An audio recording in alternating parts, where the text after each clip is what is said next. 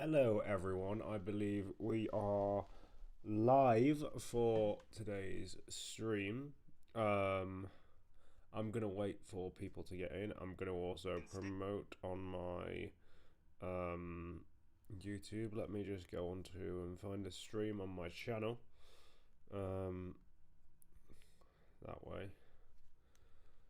No viewers at the moment, but we will quickly hope they join up.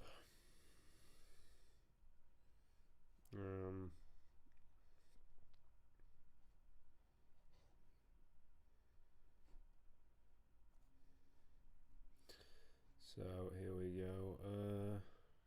Share this video, create post.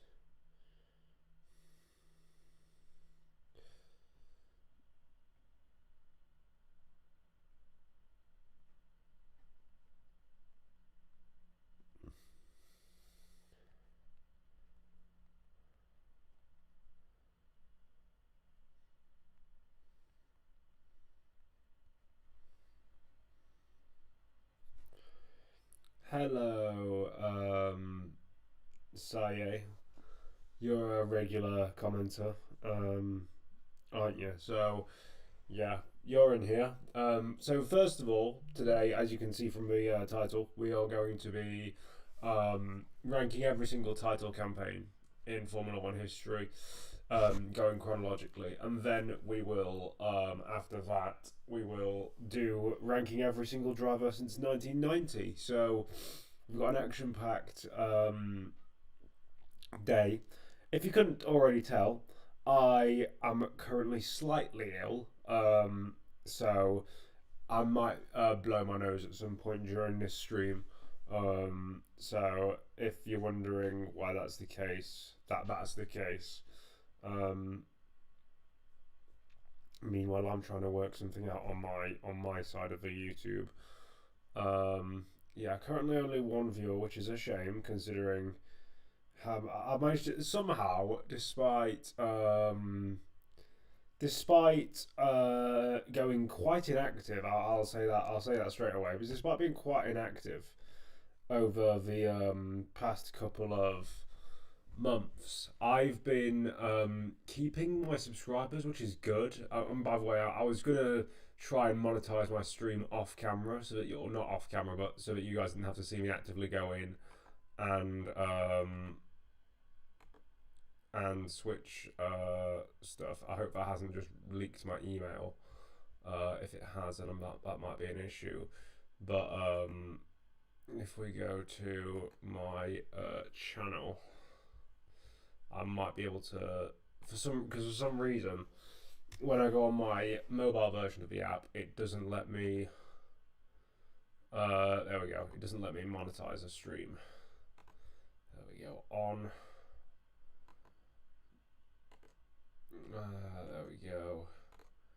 Hopefully it will have stayed on this tab as while I was doing that, but I guarantee, in my luck, it hasn't. 2 viewers right now. I'll just wait for some more people to get in before I start getting going with this ranking. As I said, if you are viewing the stream and you have a YouTube account and you can comment, please do to make yourself known. But then again, if you don't want to, that's also fine. I'll try and keep that to a minimum because I know you guys don't want to hear me making nose noises, and that's definitely going to get clipped. I don't know why I said it that way. 3 viewers now. Here we go. We're starting to flood in. I'll probably go in Ciaron Smith's Discord and post a link. That's probably an idea.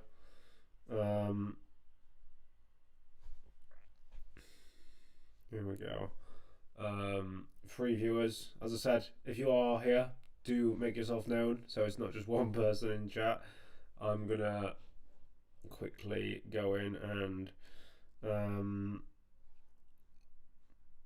say that live right now on YouTube. Come join the chat. That's gone in Ciaron Smith's Discord server. that I'll put it in FP1. No, should I put it in FP1 wheels? I can't put it in FP1 wheels server.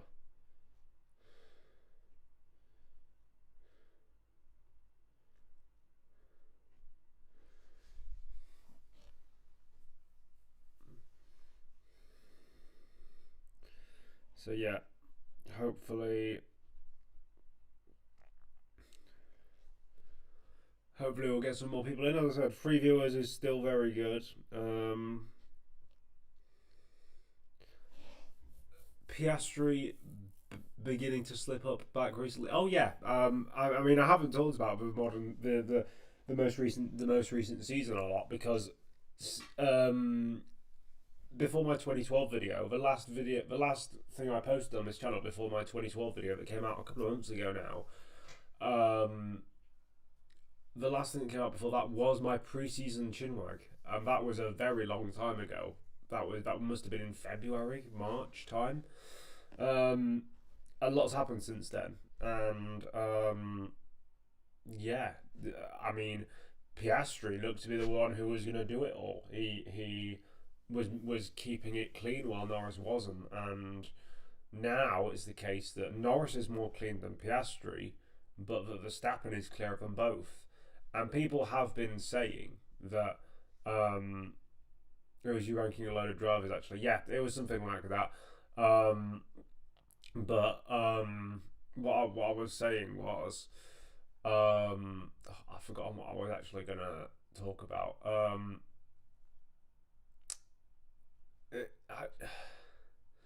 This season is just baffling because, as I said, Verstappen is definitely the best driver at the moment, and he has been for the entire season. And anyone who puts Max second or third in their drivers this season, whatever that ranking, doesn't know wheel. I'm sorry, because people will say stuff like, people have said, for example, that Spain has cost the incident in Spain where Max hit George Russell allegedly on purpose. I mean, if you look at the onboard, it looks like a simple move, but on the offboard shot, it looks terrible.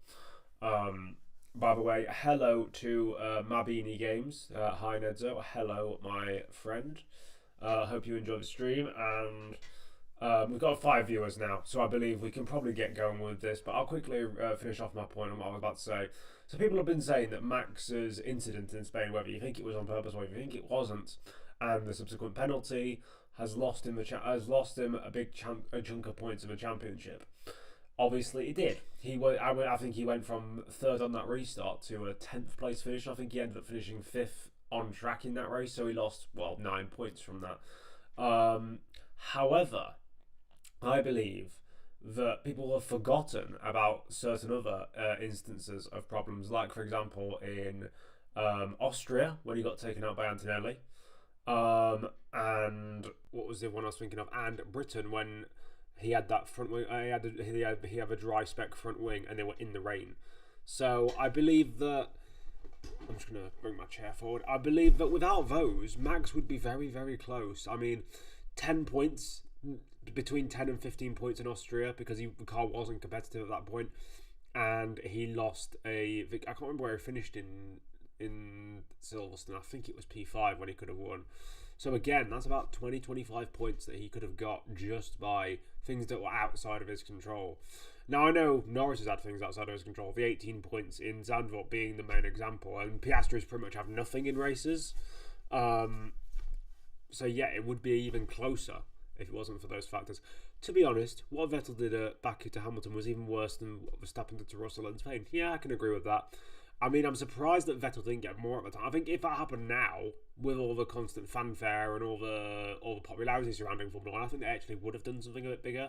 But because F1 was a bit smaller at the time, not because of it, because they didn't know that it was going to get so big, but as a result of it, they didn't really do much because you couldn't prove that he'd intended that he'd it was Hamilton that brake checked Vettel, and then Vettel went alongside and hit the side of him.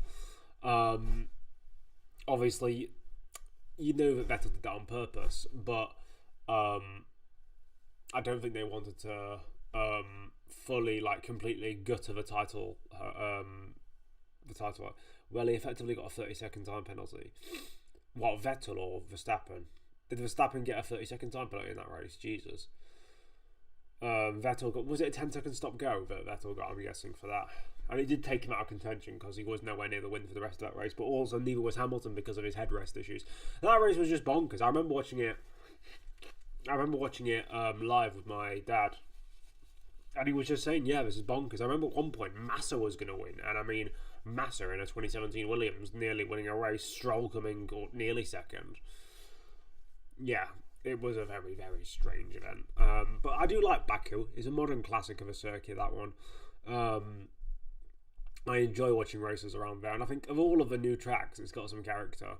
I mean, other tracks do. Vegas I actually really like because it has its own unique... This is what I've always been saying about F1, because I'm now used to watching IndyCar and NASCAR. IndyCar and NASCAR have a lot of unique circuits that aren't like any other track, like Pocono, like Darlington, like all of those venues where yes, they are ovals, but they have that. For example, Pocono only has 3 turns, and it's the same length as Daytona and Talladega, except it's just in a different format. Darlington, you have to run right up against the wall, otherwise you just can't gain any time. But F1 doesn't really have that, and Vegas has that because it's in super cold conditions, and the cars are handled completely differently to that on that circuit than they do on any other circuit. I do like other new tracks. I think that Baku and Vegas, ironically, even though they're street circuits, are the best ones.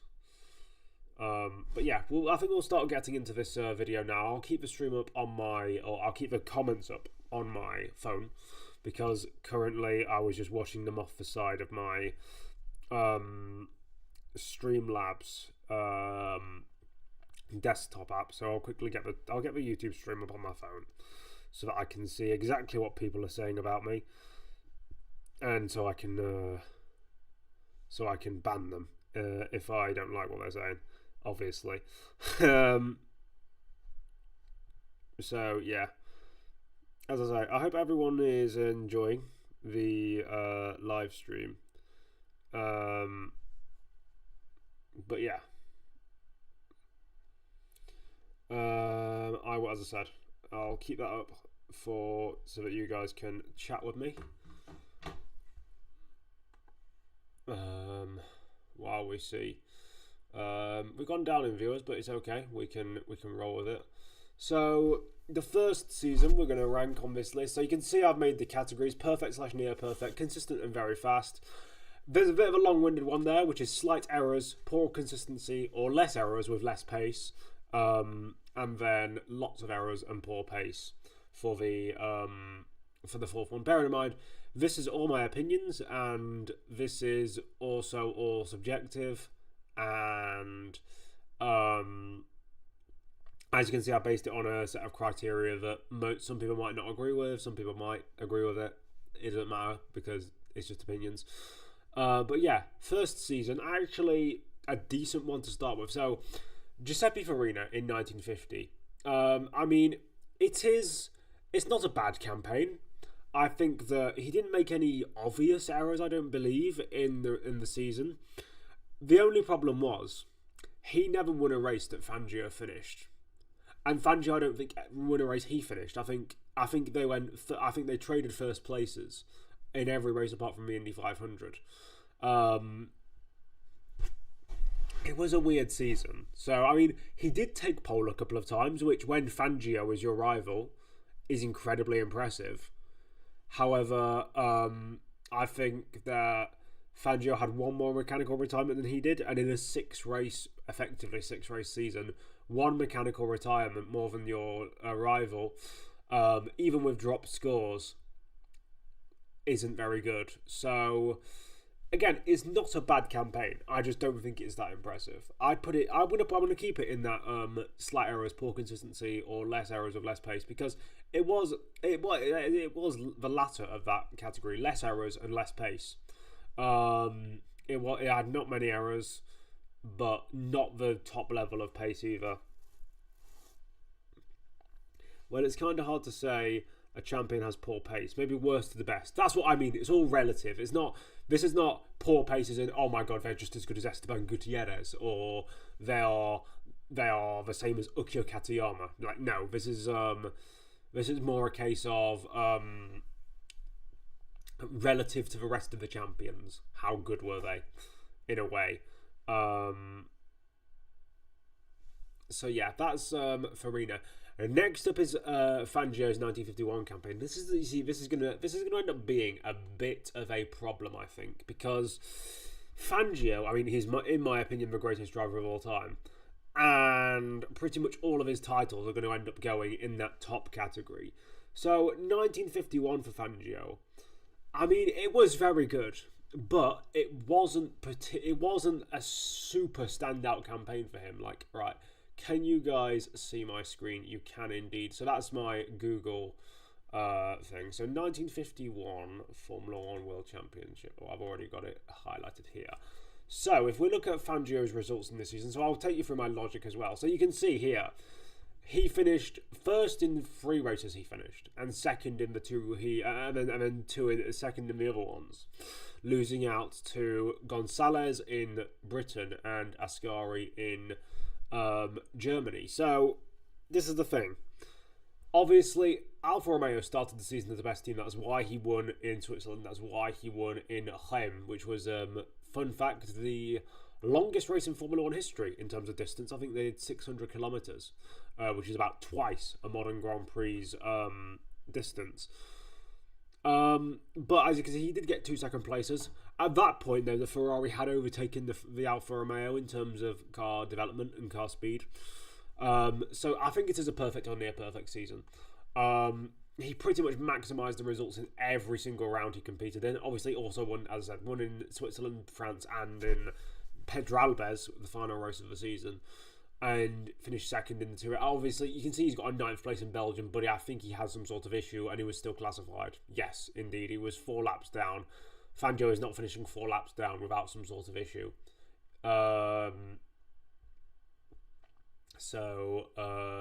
Yes.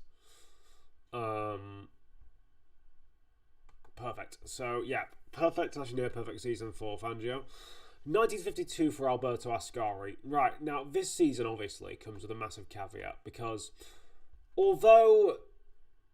I've just accidentally zoomed in on my screen, I didn't mean to do that.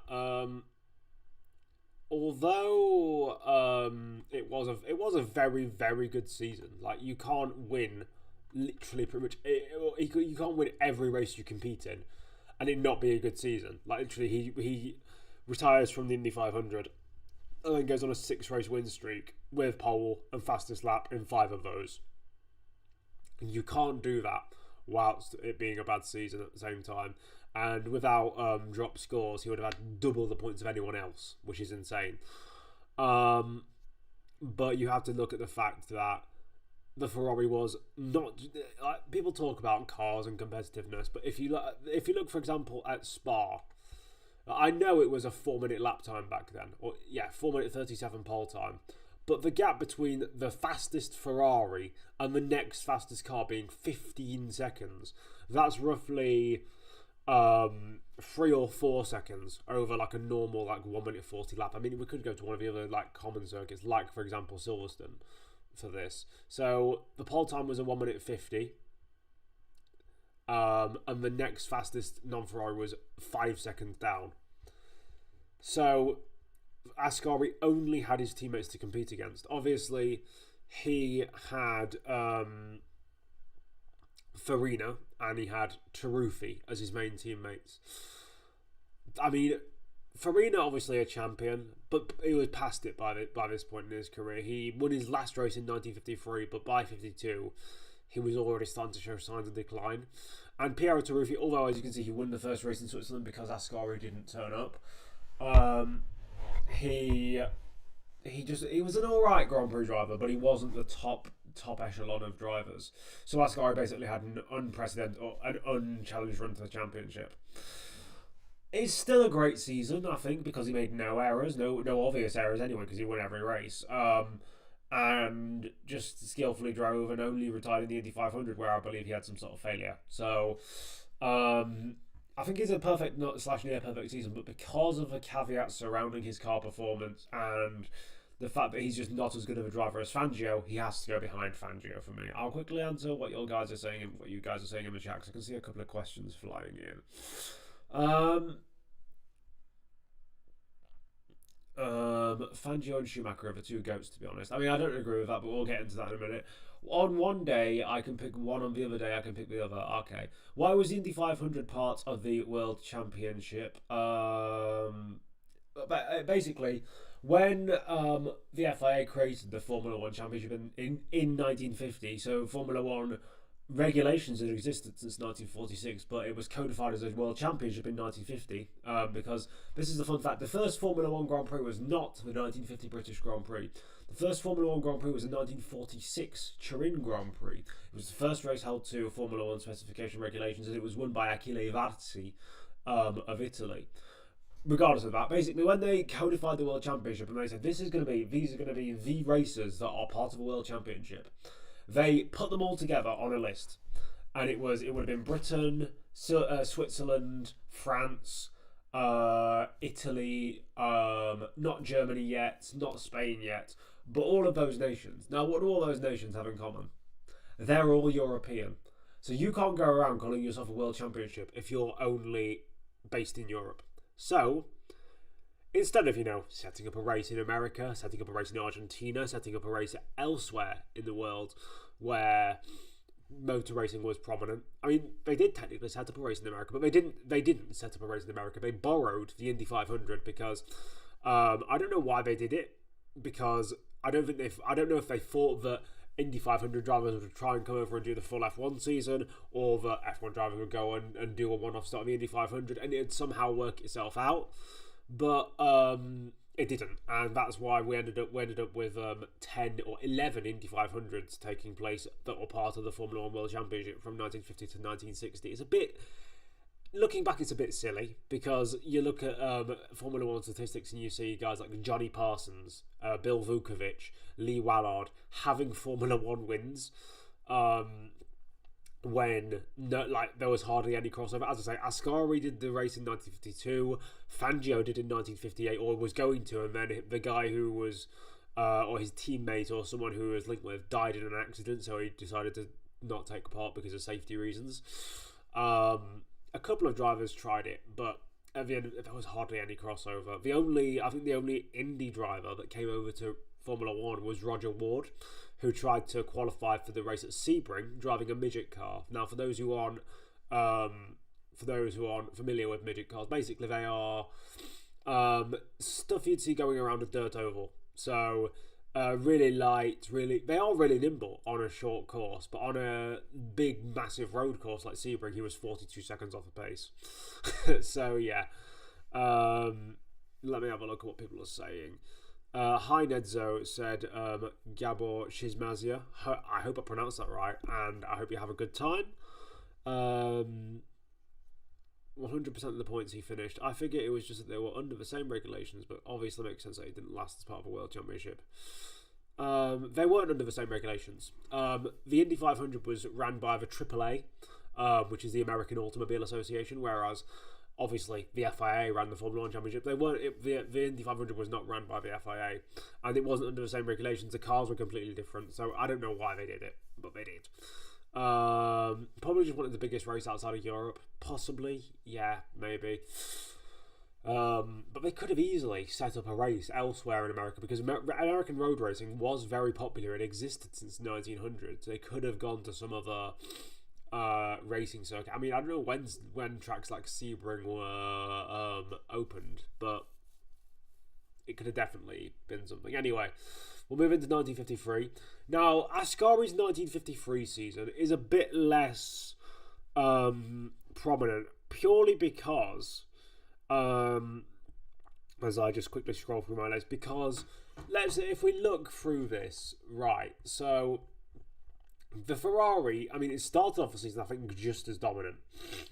But towards the end of the year, Fangio in his Maserati really started to do well.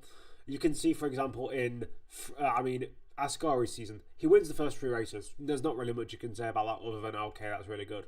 But then you get to the 1953 French Grand Prix, and this is now known as, you can see it in here, the race of the century. Because basically you can see the layout of the Reims course. Hopefully it's in shot of my stream, and it's, as you can see, very, very straight line heavy, and so it turned into a drafting battle between the four drivers at the front. You can see here in the race classification, the top four finish within a very short distance of each other. Hawthorne, Fangio, Gonzalez, and Ascari. But Ascari finished fourth in this race. Now, the Ferrari was still better than the Maserati, and as you can see, Hawthorne won the race, so it was possible to get more than fourth place. But yeah, that's a mistake, finishing fourth instead of first.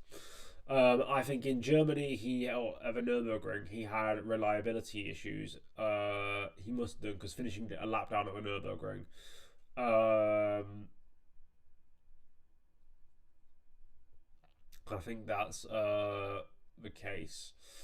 And then, I mean, yeah, when he finished, he was mostly all right. It's just that he lost. Fangio was too close to him, really. Because you can see how many second places and first places that Fangio is getting. And also Farina, despite being in his last winning season, at the age of, how old was Farina I think he was 47 by this point. Now, obviously, that wasn't a death sentence back then in terms of careers. But Ascari was in his prime, Farina was exiting his prime. And so I just don't think it was that impressive of a season. Not compared to the others, anyway. So I'll put this in the slightly error-prone, poor consistency. It's got less errors, but it's just less pace overall. It's still better than the 1950 Farina season. Next up is Fangio in 1954. Now, if I go to the Wikipedia page of the 1954 Formula 1 season, you can see Fangio wins every race bar 2. Pretty convincingly. In Silverstone, Mercedes tried to run with the streamliner configuration of the car, and it didn't work. He got pole position, but during the race he kept hitting oil barrels and hay bales because he couldn't see the front end of his car properly, I believe, or that the handling was off or whatever, and so he finished fourth. And then in Pedralbes, the final Formula 1 race ever held at Pedralbes, I've just accidentally gone off there. He gets second place in qualifying, a second behind Ascari, and then finishes a lap down. I'm not exactly sure why he finished a lap down. But the Argentine was losing oil. Okay. So, I mean, even then. So he would have got a second without losing oil. So finishing first in every race that you could have finished first in, apart from one, and in that race you get second. And look at that. Like, again, you look at the total points. He would have had more than double second place Gonzalez's total points tally without drop scores. So I mean, this is definitely one of his better campaigns, and I do really like Fangio's 1954 season. He started the season in a Maserati. I believe his first 3 races were won in a Maserati. The first 2, Belgium and Argentina. He got off the roll well, and it's the only time in Formula 1 history where a driver has competed with 2 teams during a season and won the championship. 9 out of 14 points is a crazy score. So basically what happened with that was, during the 1954 British Grand Prix, 7 drivers were credited with the fastest lap, so they each got 1/7 of the point. Now, how Hawthorne got 29 or 24.9/14 of a point, I'm not entirely sure, because I don't know how he got that extra 14th of the point. But yeah, it was a pretty crazy score. So yeah, that was Fangio's 1954. Then if we go to his 1955, I think this was just as good. Because although he had a more competitive teammate in Sterling Moss, but he wins in Argentina, retires in Monaco with mechanical failure, wins in Spa, wins in Zandvoort, comes second in that's not Silverstone, that's Aintree to Moss by zero point 0.1 seconds and then wins in Monza. Like, literally, that is pretty much perfect. That is a pretty much perfect season from Fangio. And, I mean, there's still rumours to this day that he gave Moss the win because it's his home race and he'd already clinched a championship by a billion points because he always did. So I think this is definitely better than 1954. And it's, I mean, Fangio did climb into other cars to win, but he was indeed epic. Yeah, he chopped and changed his teams because he wanted to remain at the best team, regardless of like loyalties and stuff like that, which I think is good. Next up is his 1956 season. Now, this is the problem. This is Fangio's worst season. This is definitely Fangio's worst season of his career. Of his Formula 1 career anyway. Because he wins in Argentina, he wins in Silverstone, he wins in Germany. Those are good results. But in Monaco was his worst race of his career. So he qualifies on pole position, and he finishes in second place, and fourth place because of shared points. You're probably wondering, why is it so bad? The thing is, he was he was driving along like he always did, and Fangio. But the thing is, Fangio kept hitting the furniture on the side of the track, whether it be clipping walls or clipping hay bales, and that was bending his steering out of alignment. Hence why he was unable to. Hence why he was unable to win, and why he lost first place to, or part of the reason why he lost first place to Sterling Moss. Also, fourth place in Haim. I rinsed Hawthorne earlier on for that, and I'm going to rinse Fangio here. I'm not sure exactly why he's that far down the order. 1 minute 35 seconds on pace. It must be some sort of fuel issue. But also, this is the only season that Fangio did for Ferrari. He later said that he hated Enzo Ferrari. Or not hated, but he didn't like the way Enzo ran his teams, and so he only did 1 year there because he knew that the car would be competitive. So, even then, he was still relatively consistent and quite fast. So I think that he does belong in this tier. Even in a slightly error-prone season, by which I mean 1 error in about 7 races, it still deserves to be up there as one of the good ones. Hello, I've just seen that Sizzy has joined the chat. Love to see that from the fellow DRS Train Podcast host. Now we have Fangio's 1957 season. Luckily, after this year, in the ranking, we won't have to deal with putting lots of the same guys' championships in this category. I mean, people often credit 1957 as Fangio's best season purely because of that win in Germany, which obviously was a fantastic race. But compared to his other seasons, for example 1955, it wasn't as impressive purely because of his run at the end of the year. So he takes 4 wins in his first 4 finishes, but he gets second in Pescara behind Sterling Moss, and then second in Monza behind Sterling Moss. Now, you can. The Maserati 250F was a strange car because it entered Formula 1 in 1954 and wasn't competitive. Yet, 3 years later, it was competitive, and it was the best car on the grid for a good while. Obviously, Sterling Moss was driving the Van Wall, and the Van Wall was coming of age, and it was, I mean, in 1958, it was definitely at least joint best car. So, whether Fangio did indeed maximise his results in those races, I don't know.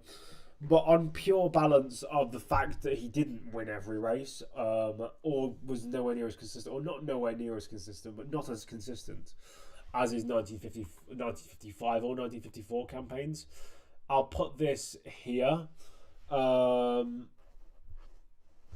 It's still ahead of his 1951 campaign, but not ahead of his other two, these kind of his magnum opus years in 54 and 55.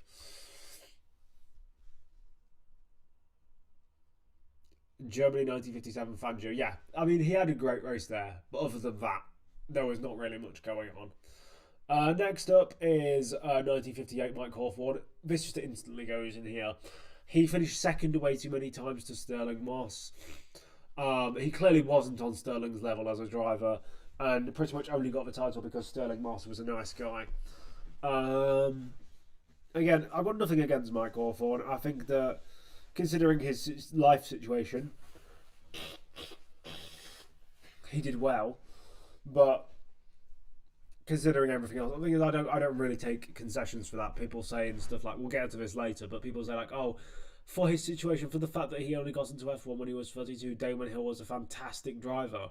It's like, yeah, but that doesn't mean that you can make as many mistakes as he did in his title campaign years. Anyway, next up after Mike Hawthorn is Jack Brabham in 1959. You see, I'm not really the biggest Jack Brabham fan. 1959, I mean, you can look at this.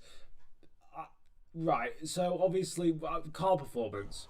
I don't really think that any of the, I think, was Sterling Moss driving a Rob Walker Lotus by this point? I think he was driving, he was driving a Cooper. He was driving a Cooper as well.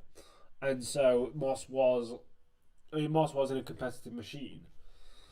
But this just isn't a very outstanding year for Brabham, not compared to the ones that Fangio was pumping out year after year. And again, I know it's Fangio, and it's a very high bar to reach, but still, not the greatest of years in 1959 anyway by Jack Brabham.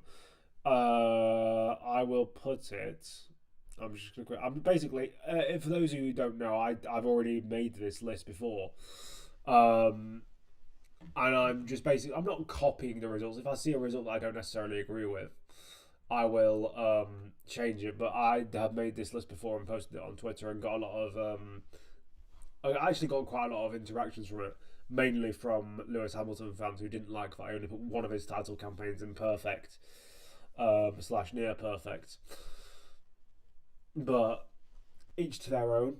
I mean, Brabham, I know, but he was probably worse than Ascari in 1953, just on balance and consistency. 1960, though, he did do quite well. Even I have to say that. He got, I think, 5 wins in a row at one point, and there we go, 5 wins in a row. We got disqualified from Monaco and finished 4th in USA. So I mean, it wasn't as bad of not as inconsistent as the year prior. And I would put it in consistent and very fast. Is it better than Fangio's 1956 season? It's close, but I would say no. I mean, yes, actually no. He got 5 wins. Surely it is slightly, but is Fangio's level overall still better than? I'm going to put them both together, and I'll decide later on.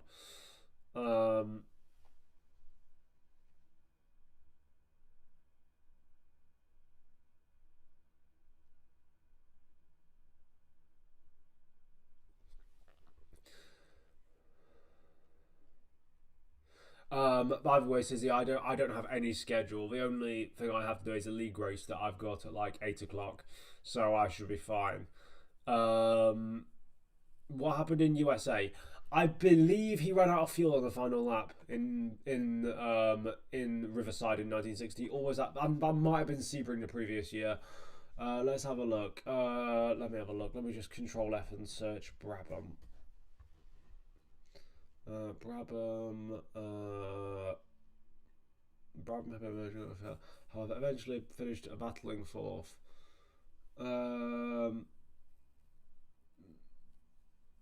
So basically, in the previous year in Sebring, Brabham underfueled his car and ran out of fuel on the final lap. So he decided to overfuel at Riverside in 1960. But the problem was, the fuel was spilling and being ignited by the heat of his exhaust. So he made 2 pit stops to try and find the source of the problem. And yeah, making 2 pit stops in 1960. You're going to finish a lap down on 4th place. Next up, Phil Hill, 1961. Immediately the worst title in Formula 1 history. He's not a bad driver. He's just not really like Formula 1 Championship level at all, really. The only reason he won it was because his teammate died, and then again, his teammate wasn't a World Championship level driver.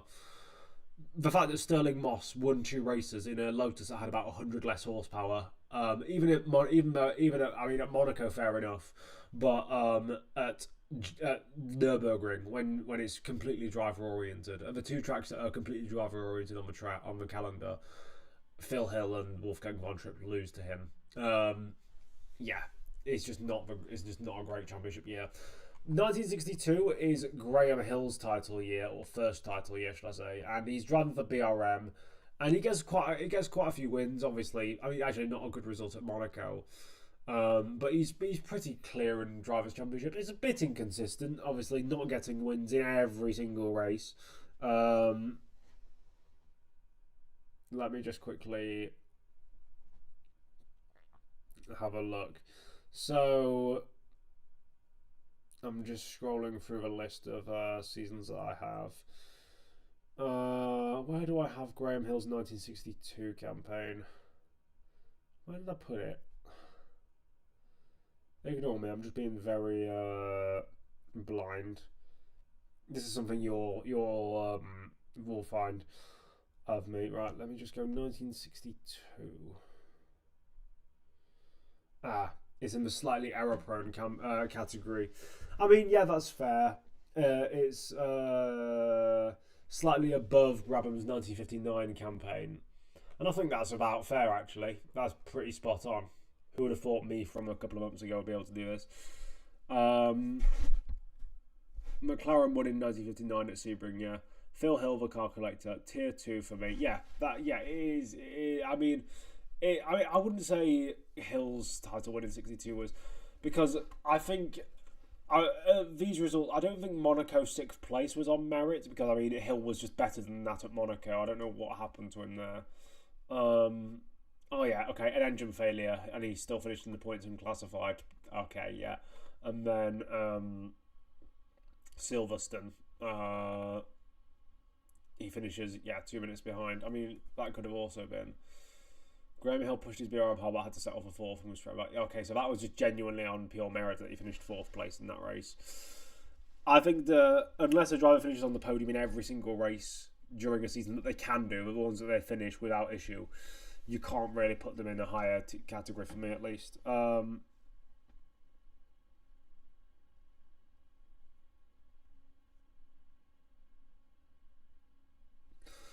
1963, I mean, Jim Clark's 1963 season instantly is going to go into tier 1. It's just whether it's better than Fangio's 90. Oh, I've just accidentally clicked that. No, I don't want to do that. It's just a case of whether, as my laptop, I think, is not liking the fact that I'm running many programs at once. 1963. Yeah. Look at this. I mean, wins every race that he finishes, bar 2, and gets a perfect score on the year. He loses out to John Surtees because John Surtees put on a legendary drive in the rain. And then at Watkins Glen, I believe he had some sort of misfire, or he had to pit midway through the race and it stopped him. Yeah, he finished a lap down. So that's pretty much a perfect season. I think it's better than Fangio's 55 year, purely because there's more races for things to go wrong. And yeah, I think he definitely. This is the thing. I do put Clark below Fangio on my all-time list. He definitely had a better peak, but he didn't last long enough. Surtees in 1964, meanwhile.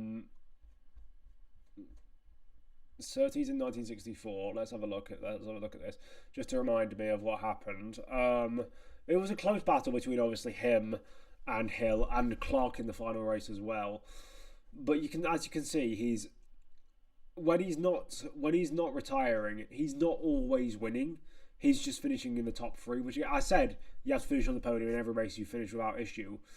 But when you've got a lot of cars that are equal to yours, you need to be doing better than that. Like, I mean, Hill was sort of inconsistent. Clark was probably the best driver of that year as well,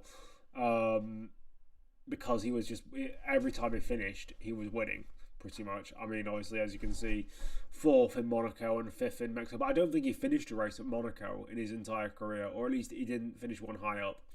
It was kind of either his bogey track or it was his unlucky track. And then at Mexico, he was going to win the title, and then he ran out of fuel on the final lap. So John Surtees, I mean, he's not a bad driver. John Surtees is definitely a bit underrated because he's known as just a one-time champion who people have kind of forgotten about. But I would call it slightly error-prone with a couple of inconsistencies. Not a horrendous title by any means, but just not the best overall, really.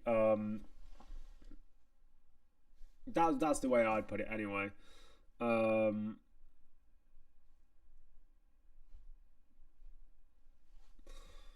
Why is I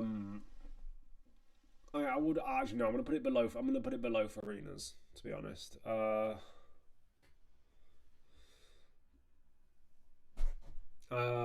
Hill should have won. Hill should have won that title. 1964. For those who don't know, at the 1964 Mexican Grand Prix, Jim Clark is leading towards the end, and Graham Hill is fighting Lorenzo Bandini for I can't remember what position it was. Let me just see. Hill and Lorenzo Bandini. So we're dueling for third place. There you go. They were dueling for third place with 30 distance fifth, seemingly with no chance at winning the title. Then Bandini ran into the back of Hill's BRM, causing him to spin into the Alco, damaging his exhaust and losing a few places. Hill's car ran with a crimped exhaust pipe, causing him to lose power. The championship was now firmly in Clark's grasp. So basically, conveniently, in the final race of the season, John Surtees' teammate runs in the back of Graham Hill so that Surtees can win the title. Now, I'm not suggesting that it was on purpose, but there's a chance it could have been. And I mean, I'd say both Hill and Clark were better drivers during that season, but Surtees just kind of kept it together. And I mean, you can't complain of that. Next up is 1965. And I mean, let me back out of here and let's go right to the top of this page, because we want to see what happened in 1965. Because this, I mean, perfect. Like, it is literally the perfect season. He didn't even need any extra points from the what's it called? From the Drivers' Championship, because he already got the most amount of points. Only the best 6 results counted. He got 6 wins, and that's all he needed. Obviously, the chasing pack are a bit closer because Graham Hill got 2 wins. And obviously, he missed the Monaco Grand Prix to go and compete in the Indy 500. Is it better than 1963? The answer is probably. What I might do actually is I might put his 63 season behind Fangio's 55, but put his 65 season ahead. And he was very good that year.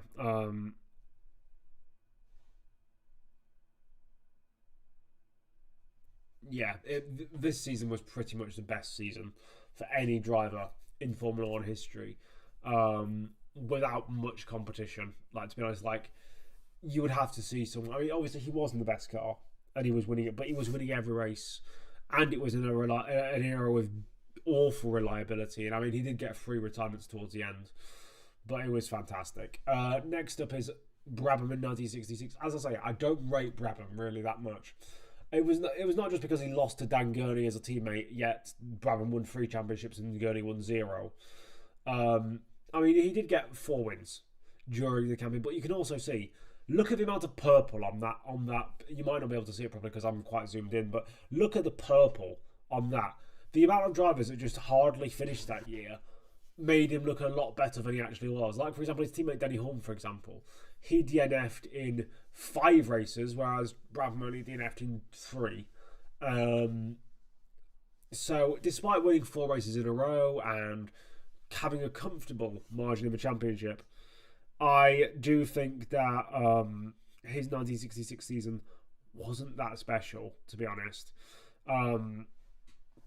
Better than 1959, probably, but other than that, I think that it goes in the same category as 1959. It's just whether it goes above Hill. Does it go above Hill? I'm gonna say yes because of the 4 wins in a row, even if they were a lot decided by reliability. There we go. Next up is 1967. Danny Hulme is another kind of underrated driver. He doesn't have he didn't get a single pole position until 1974. By the way, 7 years after his title. He goes up against Jack Brabham. Brabham has, as you can see, 2 mechanical DNFs. Hulme only has 1, and he does have 2 as well. And Hulme beats him outright. Again, another reason why I don't really rate Jack Brabham, because Danny Hulme isn't a bad driver, but he shouldn't be beating you over the course of a season if you're a 3-time champion. As a teammate as well. Only 2 wins, but he's consistent. And I think that's all you really need. He's a slightly error-prone. It's not even slightly error-prone, it's just slightly less pace, really. I think it is still better than Farina in 1950, but that's where I think we can put it. Next up is Graham Hill in 1968. Obviously, this was meant to be Jim Clark's 3rd title year, as Lotus came back to fruition, but sadly, it never was, due to his passing. But Graham Hill did do a fantastic job to rally the team around him and get them back into a title contention situation. Ironically, the same situation that Damon Hill found himself in 1994, which is a very spooky kind of part of Formula One history. I think it's fair to put it around Surtees's title because, again, I think it's just a nondescript. There's a lot of nondescript title campaigns around this sort of time. Because this is the same. When Fangio retired, there was a big chasm in terms of it. There was a lot of good drivers, but no real great ones, apart from maybe Sterling Moss, and that's why people say he should have been a multiple-time champion, because he was the only really great driver in a field of good drivers. And the same happened after Clark's death, because Clark was the generational talent of that era.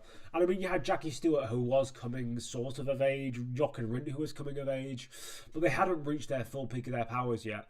And so from about, I'd say, 1958 until when Fangio passed away, obviously Clark comes in there after 1961 and dominates.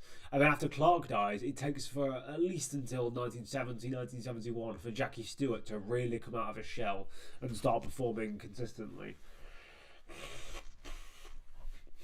So it takes a bit of time for these titles in the mid '60s are kind of nondescript.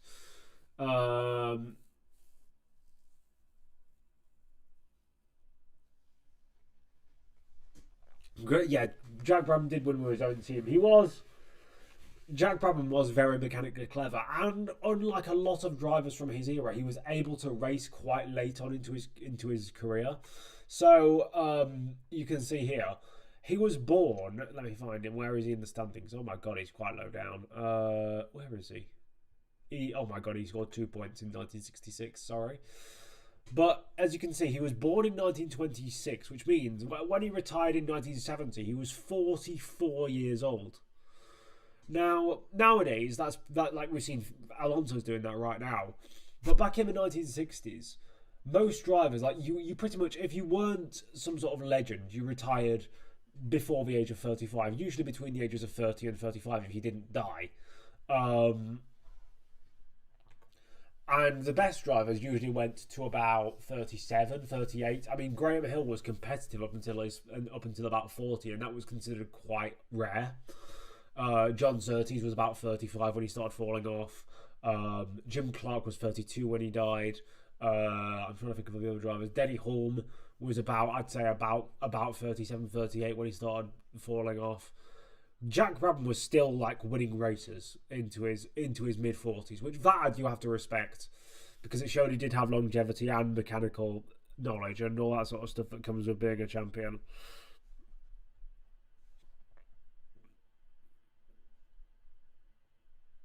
He was the oldest until Nando of the non-50s drivers. Graham Hill was. Next up is Jackie Stewart in 1969. I mean, Stewart is actually seen as quite an underrated driver nowadays, because people who know about F1 history know about him and they know he was but people see him more for his safety than his actual driving skill. And his 1969 season, let's actually have a look at it, because I don't really remember it. It's kind of nondescript. He was driving for Tyrrell, who were using Matra chassis. It was the only time in F1 history that a privateer team has won a Formula 1 title. You can see that. Mostly wins. It was a very good season. And it is, I mean, in my list I made earlier, it was on the perfect category. And I think that is fair. It is fair to put it in the perfect category. I'd say it was better than Ascari because obviously Ascari had caveats. As I nearly just pushed my laptop off of my platform that I had it on. But yeah, I think that's fair to have it behind all of Fangio's title campaigns, but ahead of Ascari's.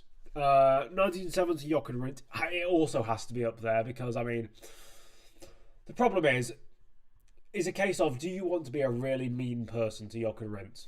Because you can see, for the first up until here, he's dominant and by far the best driver. And if the season ended in Austria, no doubt that is the perfect season.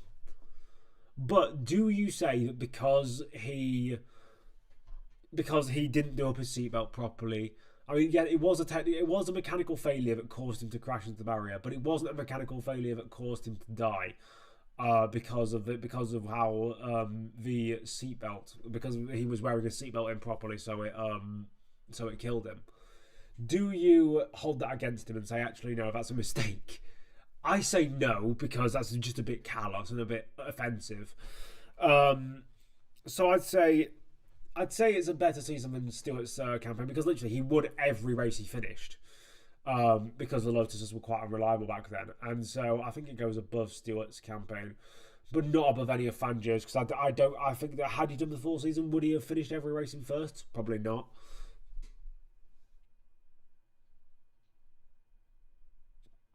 Yeah, it was a top tier season. Next up is Jackie Stewart in 1971. So Stewart in 1971 got 5 wins, 6 wins. Only finished out of first place twice. One of which was a second, and one of which was a fifth. What happened in this race in the Austrian Grand Prix? Oh, was this where he had? I think he had graining issues. I think he had some sort of tyre wear that Francois Sever was able to manage, but he wasn't. Fun fact about Rindt's season: the only time since a driver who won multiple races but got no other podiums was Ricciardo in 2018. Really? So whenever Ricciardo finished on the podium, he won. That's quite impressive. He had an amazing season. Imagine if he just sat out the rest of the season and won. I mean, we'll get to that in a minute. There's a driver who did do that. But yeah, Stewart in 1971. I don't, because he didn't win every race he competed in, I think it has to go below Rindt in 1970, but it's ahead of his 1969 title campaign because you can see him getting better. Another driver who I don't really rate is Emerson Fittipaldi. Because, again, he's a good driver and he's not like an undeserving champion or that kind of thing. But he's driving by far the best car in 1972, I'm sorry. But this was a revolutionary chassis. And look at these results. I mean, 4 wins. Some second places because Jackie Stewart beats you a couple of times, and Denny Hulme beats you a couple of times, and Jean-Pierre Beltoise, for goodness sake, beats you once. It's just not that great of a championship year for Fittipaldi, and I do think it goes in the slightly error-prone category with a lot of the others. I don't think he's on the level of John Surtees. I don't think he's on the level of Denny Hulme, and I don't think it was on the level, because Farina could match guys like Fangio on his day, but Fittipaldi I don't think matched Stewart at all during that year. I think Stewart was clearly the best driver. Jackie Stewart is still the oldest living champion. He is, he's 84, I believe, or 85. Next up is Stewart in 1973. Obviously, Stewart retired after this year, and had he not retired, he could have gone on for a bit longer, because I think he was only in his early 30s when he retired. Yeah, he was only 33 when he retired. You can see here. The results actually weren't that impressive compared to other seasons. 5 wins, but you can see a couple of 5th places, a couple of 4th places.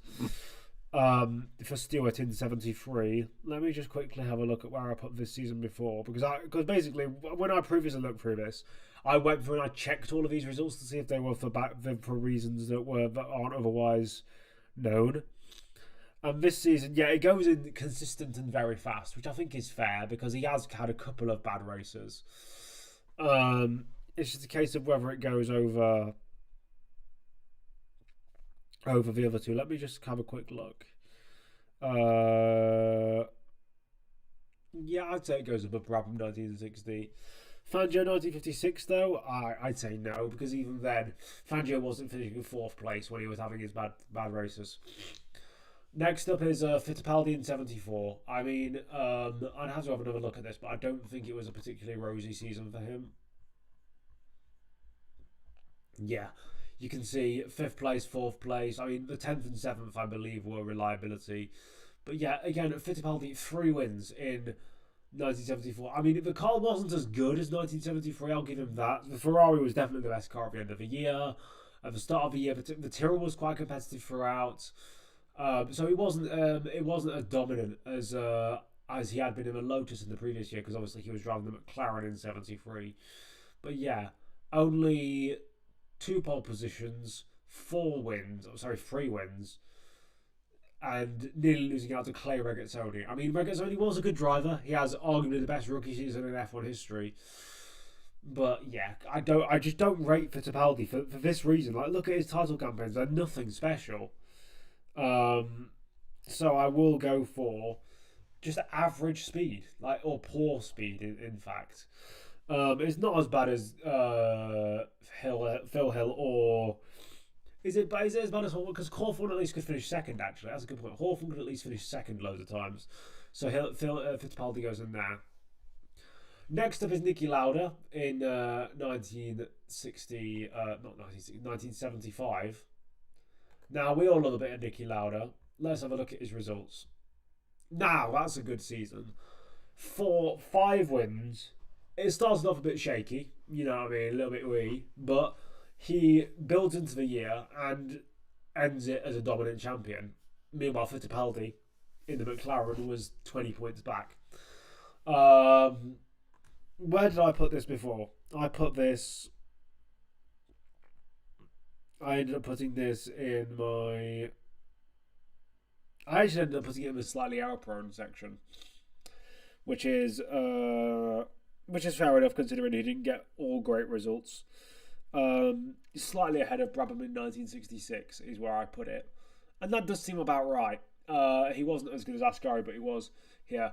Now, James Hunt in 1976. Now, I love James Hunt. I go karting with a helmet that is a replica of his, and he was a very, very fast driver on his day, and that can't be understated. He did beat Niki Lauda on merit in some races.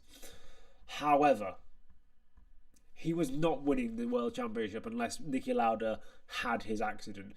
Niki Lauda, without it, was dominating. Like, if we look at the championship standings after Britain, bearing in mind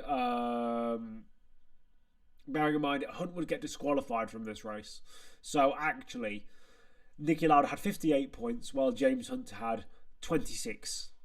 He had more than double Hunt's points and was going to drive off into the distance. He would have won the Nordschleife without his accident. He would have probably won his home race. He would have probably won the Netherlands. He would have absolutely cleared out the championship that year without the accident. So no offense to Hunt, considering you can see when he finishes well. It's just he doesn't always finish. Like, for example, in Monza, that was his own fault because he was trying to make his way through the pack when he started at the back, and that was an error from him. It was. I think that it doesn't belong in like numerous errors or really low speed, because he did have speed. It just wasn't that much, and so I think that I'll put him above Fittipaldi in 1972 just because I don't really like Fittipaldi. But yeah. I remember your Lauda video on New Year's. Lauda's results before burning half alive were fantastic. They were. You see, what I find with a lot of people is when they talk about Niki Lauda, they talk about him as a real race specialist, and that he wasn't very good during qualifying. But he was. During his first career, he was the best qualifier on the grid. It's just that when he was in his second career, when he was competitive in his second career, especially in the 80s with McLaren, he didn't need to qualify well, so he didn't. He just got the win. They didn't call him Hunt the Shunt for no reason, though. Yeah, that's the thing. He was a crash-prone or temper-prone and not fully consistent driver, but he could match the best on his day, which is the same for a lot of the drivers I support. That's why I have his helmet, along with a lot of the other antics that he did. Lauda in 1977. Let's have a look at Niki Lauda in 1977. We will then go to here. This is, you see, if Fittipaldi could put together a season like this, I actually wouldn't mind. Look, third, first, second, fourth. Yeah, now, there are a couple of bogey results there, but it's overall very good. And he bearing in mind that Lauda was 17 points ahead of Scheckter while missing 2 races because of just how good he was. Now,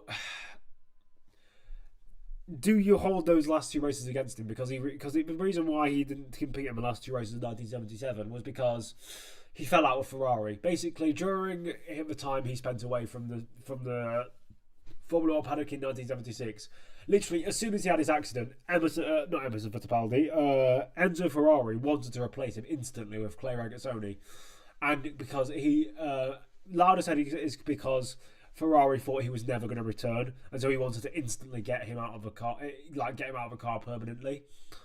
But and then was it there?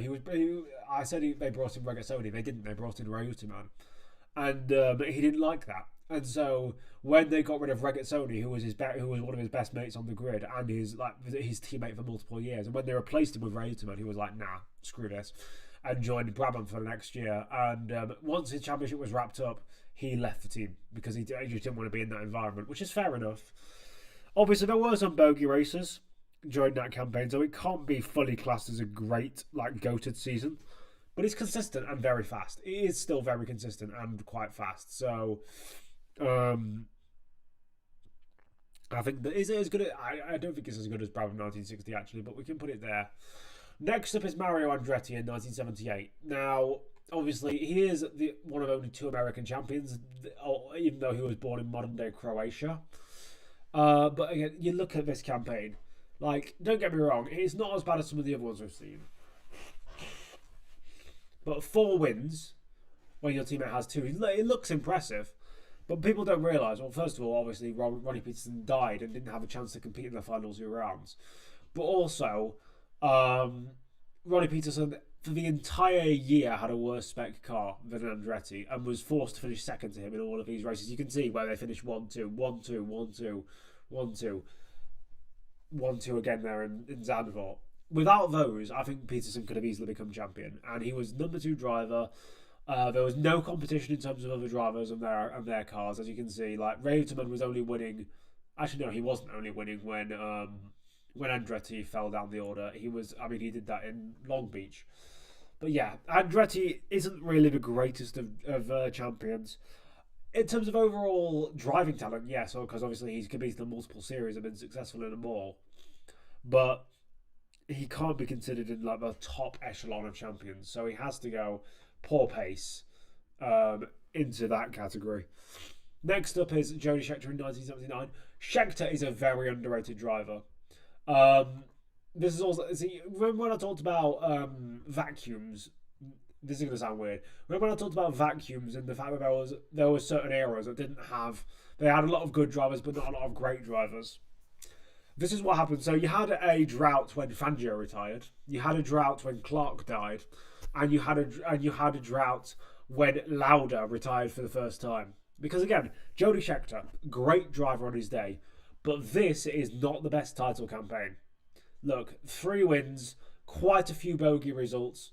You can see, he's finishing on the podium, but he's also not getting great results. Again, I do rate Scheckter because on his day he was a very good driver and stuff, but his title-winning year was not that impressive. And this is also part of the reason why I say that Gilles Villeneuve wasn't that impressive of a driver, because people say, oh, if Villeneuve had ever had a chance to win a title, he would have taken it and he would have won.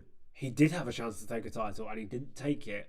And when Scheckter is pulling out some clankers like 6th, 4th, 5th, 4th, 4th, why didn't he? Why did he do? Why did he do? And people say, oh well, he wanted to be noble and wanted to be the number 2 driver so that he could let Scheckter win a title. Well, then don't do that, and you might win a title. So yeah, Scheckter in 1979. I think this is textbook slightly error prone. He was also a bit of a wild driver. I mean, in his early career especially, but I think he said once he saw the aftermath of Francois Sever's fatal accident, he thought, what if that happens to me? And decided to back off a little bit. Next up is Alan Jones. Another underrated driver, I think, because people just see all the drivers towards the end of the late 70s and the early 80s as stinky one-time champions who just fill up the record books rather than actually doing anything. But they're not. I want to quickly look at some of these some of these messages that people are putting in. Pedro, Pedro, I already said that. That's why Lord Pastor is your favourite driver. This can go tier 2. He hated Ferrari. Yeah, that's louder. Regazzoni was his teammate, no, yeah. No all-time great like Enzo. Andretti was good. His calling was IndyCar, though. Yeah, that's pretty much it. Bottom of tier 3. Wasn't Villeneuve in his second season? Villeneuve was in his third season, technically, or his second. It was his second full season. Villeneuve had been tested with McLaren since like 75 though, so he wasn't experienced. Yes, exactly. Villeneuve just wasn't as good as people say. Like, yes, he had fantastic drives, like Haraba in 1981, or what was the other race in 1981 that he won? Monaco, I think. Great drives. But he also had stupid moments. Like, I don't know why people do this. When people show clips of him in Zandvoort, and I think it was 1979 or 1980, where he got that tyre puncture, and instead of going slowly, he goes back to the pit lane at full speed, driving like weaving the car all around, and trying to save the car and trying to control it at a high speed. Like, well done, you've just destroyed your entire car's bodywork because you want to drive at full speed back to the pit lane, you stupid idiot. And people praise him for that. They say, oh, he's so determined. No, that's not determined, that's stupid. Like, yeah, if you jump out of a tree, if you climb up to the top of a tree and jump to your demise, you're not brave, you're not determined, you're stupid. That's the turn of phrase that James May used to describe Sisu, the Finnish concept of bravery. And that Gilles Villeneuve was the racing epitome of stupid instead of bravery. He also there was a time at Canada where he was driving in the wet with his front wing allegedly obstructing his vision, but I don't see how it was obstructing his vision because drivers have peripheral vision. It's not just you only see in front of you. But anyway, outside of my rant, we will move on. 1980 Alan Jones again. Although there was a bit of a vacuum of great drivers in the late 80s, it did provide us with some one-time champions who were very good still. I mean, his 1980 season, if I quickly take a look at it.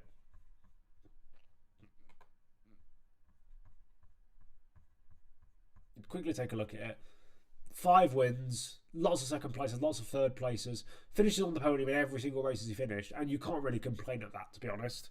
So I think that's actually quite a highly rated season, to be honest. Where did I put it in my ranking? I put it in slightly error prone, slightly inconsistent. But I'd actually argue that considering he finished on the podium in every single race he did, that's actually slightly wrong. Actually, considering that there are some drivers here like Ascari in 1953, maybe that was correct. So maybe I'll put it. So it was better than these lot, definitely. But I don't think it was better than Brabham in 1959. Next up is Nelson Piquet in 1981.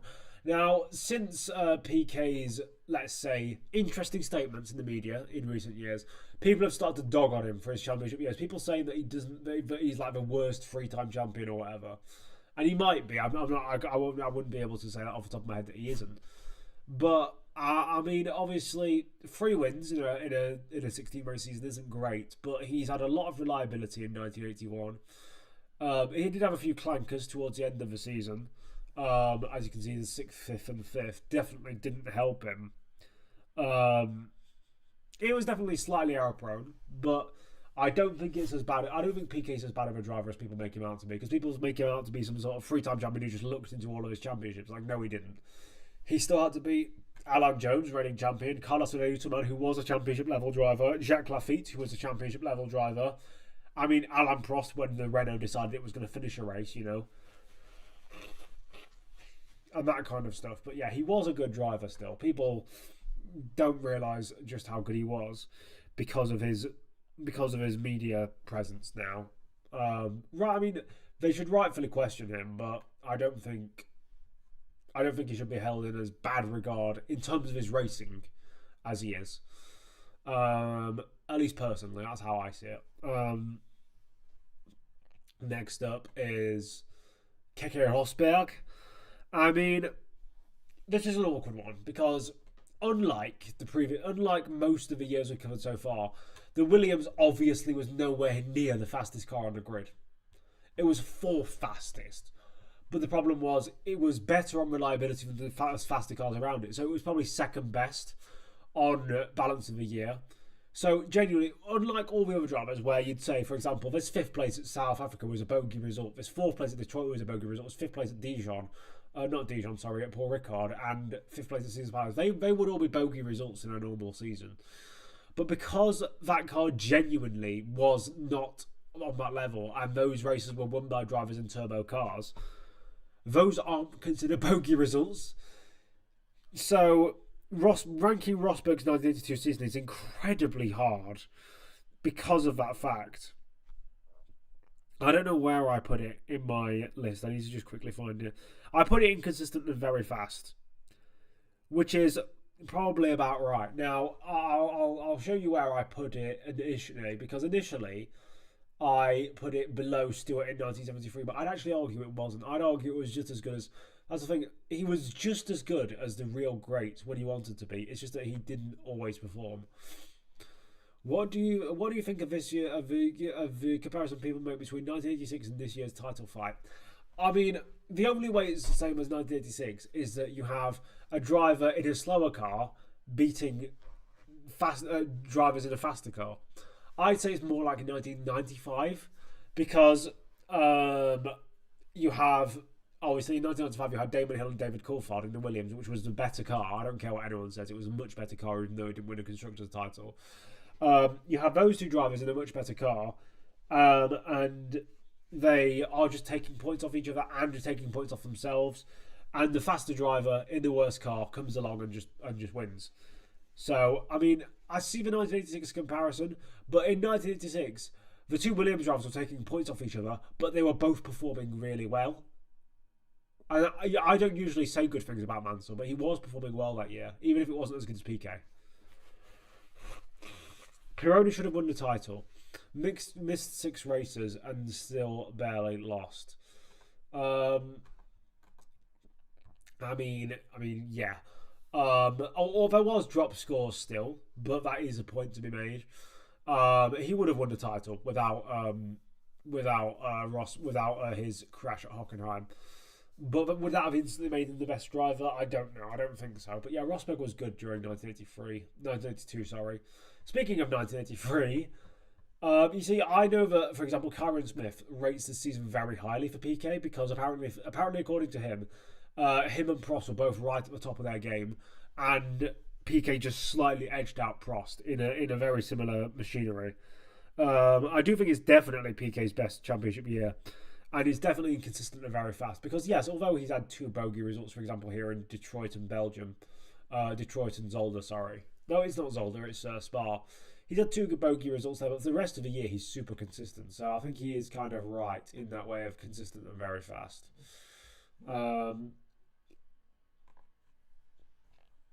Yeah. Next up is Lauda in 1984. Now... people have tried to do like revisionism on this season, and they've tried to say, for example, that Prost should have won because of the half points in Monaco or whatever. But in reality, in the races they both finished without issue, Lauda was the quicker driver. Admittedly, as you can see, there were quite a few races where they didn't finish without issue. Like, they only had a couple of finishes together on track, which is an issue. But Lauda edged Prost out. He was not a good qualifier that year. I think his qualifying average was something ridiculously low. It was like in the teens, how his average qualifying position.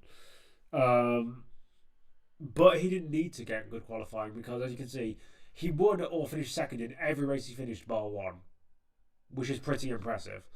And it is a typical Lauda season. So I would put it in consistent and very fast. A lot of seasons are going inconsistent and very fast. I might change some of the criteria to make it a little bit more condensed here. Let me just find the season I'm looking for. I'm looking for Brabham 1960. That's why I'm looking in the wrong place. Next up is Prost in 1985. Now, this obviously was a very good year for him. Michele Alboreto, after the Dutch Grand Prix, had a small chance, I believe, at the title. Yeah, he was 3 points behind Prost after Zandvoort, and would have been even closer after Austria. Yeah, he was level on points with Prost after Austria, and finished 20 points behind in the end because of 5 consecutive retirements. But Prost was fantastic that year. As you can see, he finishes on the podium in every race he finishes bar one. Mostly wins, as opposed to seconds and third places. And in my list, I ended up putting this in the consistent and very fast tier. Actually, just above Lauda in 1977, ironically. There we go. Next up is 1986 Prost. Now, for example, I know that the NJ guy on Twitter posted an entire thread about how it was the best season in Formula 1 history from a driver. Definitely is the best season from a driver, not in the fastest car. That much can be said. As you can see, you can see here, 4 wins, lots of second places, lots of third places, and eventually wins the title over Mansell and PK. I definitely would put it as the best season from a non-championship winning driver or non-championship level car, but I'd put it third behind Clark's best season and Fangio's best season. Just because they couldn't get better results, whereas Prost technically could have gotten better results. Like, he could have pushed it beyond even where the car was supposedly capable of. Next up is PK 1987. PK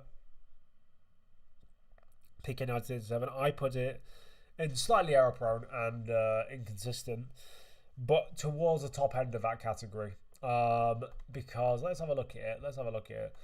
See, this is what annoys me. People say, for example, Mansell deserved the title in 86, Mansell deserved the title in 87. But PK got a concussion in the second round at Imola. Didn't even start because of his qualifying accident. And even still, second, first, second, first, third. And then towards the end of the year, Mansell gets his own accident at Suzuka due to his own mistake, and sits out the rest of the season. PK was the better driver. I don't care what anyone says. People just have a boner for Mansell because he's a hard charger and he's a really fast driver. Like, yes, he was a really fast driver, but there's no point being a fast driver if you bottle every 5 seconds. Just look at Lando Norris. So, yeah, I don't really... I mean, that's a really good season, actually, from PK. I might even put it in consistent and very fast. Because look at it. I mean, that's pretty much a perfect, a good season. I might actually do that. I might move it past Ascari and into consistent and very fast. Sorry, I accidentally got into the list we'll be doing next, which is the ranking average driver since 1919. I'll try and get through that as quick as possible because I like to waffle. Hey mate, long time, says Actuals. And the best examples of when the best driver doesn't win a championship, or the best car doesn't win a championship, sorry. It is funny because I remember my university lecturer said, I don't know why Formula 1's so popular, because it's just the best driver and the best car wins every single every single year, and you know who's going to win at the start of every single race. And I tried to explain to him, no, that's not true. Yes, there are some drivers and cars that are more likely to win, but it's not guaranteed at the start of every race. And I wish I'd have said this to him at the time, but he's a football fan, because that's what the main sport is in this country, in the United Kingdom. And I was so tempted to say to him, well, because bearing in mind at the time Manchester City had won like 5 or 6 titles in a row, I was thinking the same. You do realise that more drivers and teams have won the F1 Constructors and Drivers' Championship than different teams have won the Premier League. So the Premier League is definitely, for example, is less competitive and less more predictable than Formula One. It says a lot about Mansell when he couldn't win in 1991 and then he needed the same car to have every assist in 92. Couldn't even do well in the same car in 94. You countered with the Premier League, didn't you? Yeah, of course I did, because it's just stupid. Again, people are allowed their opinions. They're allowed to say, I think Formula One is boring. I don't enjoy cars going around in a circle. That's fine. If you just don't like motorsport, that's fine. But I think being pig ignorant towards any series is stupid. Like, there are a couple of racing heroes that I don't like. Like, for example, I don't really like World Endurance Championship, but it's not because I don't like the drivers. It's not because I think the racing's crap. I just haven't got the attention span to watch a race for 4 hours, and that's the shortest a race is. A race is. So I don't have the attention span for that. But I don't go around hating WEC, because I'm a very, very, very nice person. Anyway, next up is Senna in 1988. Bro robbed Prost of the title. Crazy work. People don't like to know this, but Prost was actually faster in races they both finished this year, despite the engine advantage for Senna. Oh no, it wasn't this year where Prost got robbed of the championship on points, but he was still the better driver. Like, you can see they're pretty much finishing first and second in every single race. It was still a very good season from Senna. I'm not trying to take it. It's like when people praise Alonso in 2012 and they say Vettel was a bum, how did he lose that title or whatever? Because some people do say that. Vettel was not a bad driver in 2012. It's just that Alonso was on another level. And it was similar to with the relationship between Senna and Prost, in my opinion. I put his 1988 season. Where did I end up putting it? Yeah, consistent and very fast, because it was just consistent and very fast. And maybe if you'd have had another driver in that car, like a Michele Alboreto, for example, we would have seen a bit more. Like, we would have seen just how fast those two were in that year. But yeah, I put it in 19. I put it in consistent and very fast. Next up is so for some reason this list has got there we go, Prost in 1989, and then I thought for some reason it put Prost 1990 and Senna 1990. I was like, that's not how the history went, mate. But this was the year, here we go, where Prost got robbed of the title by the stupid drop scores. No, it wasn't. What am I even on about? Was that the year where he must have got it the year before? That must have been the year before then, in 1988, and they just removed it from the Wikipedia. The great thing about WEC is that you could go do something else 2 hours into the race, come back in 3 hours, and still have a race to watch. Yeah, but I don't like that. I like to know every single thing that's gone on in the race, and I couldn't deal with not knowing. But yeah, so obviously Prost, the only bad thing about this season is Suzuka. And people, see, I've been looking at this. Actually, you know what? Detour. We're going to look at the Prost-Senna incident at Suzuka in 1989. Because I found an alternate camera angle, which actually... here we go, I've searched it here. So, you can see the helicopter. Not the helicopter. Fancy new. I didn't mean the helicopter view, I meant this view, the front-on view. So, if we look here, you can see, coming into the corner, Prost turns in, and he does turn in, and he's turning in quite aggressively there. But I'm not sure if you guys can see the arrow on my screen here. But his trajectory is actually quite square. It's actually taking the racing line. People say he turned in really early, and he did turn in slightly early. Like, for example, this guy has done a reconstruction, which I do like. So if I skip into here, so if I just skip to about here, we'll have a look at it and see. Obviously, 3D reconstructions aren't always the way to go, and Prost did definitely turn in slightly early, but I do think it's slightly exaggerated. Senna was there, he drives as if Senna wasn't there, but also you could argue that Senna didn't have a right to be there, because look how far he sends it back from. Like, he does get alongside in the braking, but only at the end. And I know this is a 3D reconstruction, but you can see they make contact there. But also, this is another thing. Look at Prost's trajectory from the inside of this car. Like, he is aiming for the apex, but he's not. That's like, he turned in early, but he wasn't like aiming over here. He was aiming for the apex.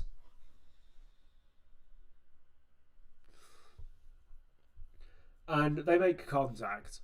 And we will. I think eventually they put in the trajectory, the proposed trajectories of each driver. I don't care about this shit. Here we go. This is where it is. So the ideal racing line, you can see it here. That's the ideal pit entry line.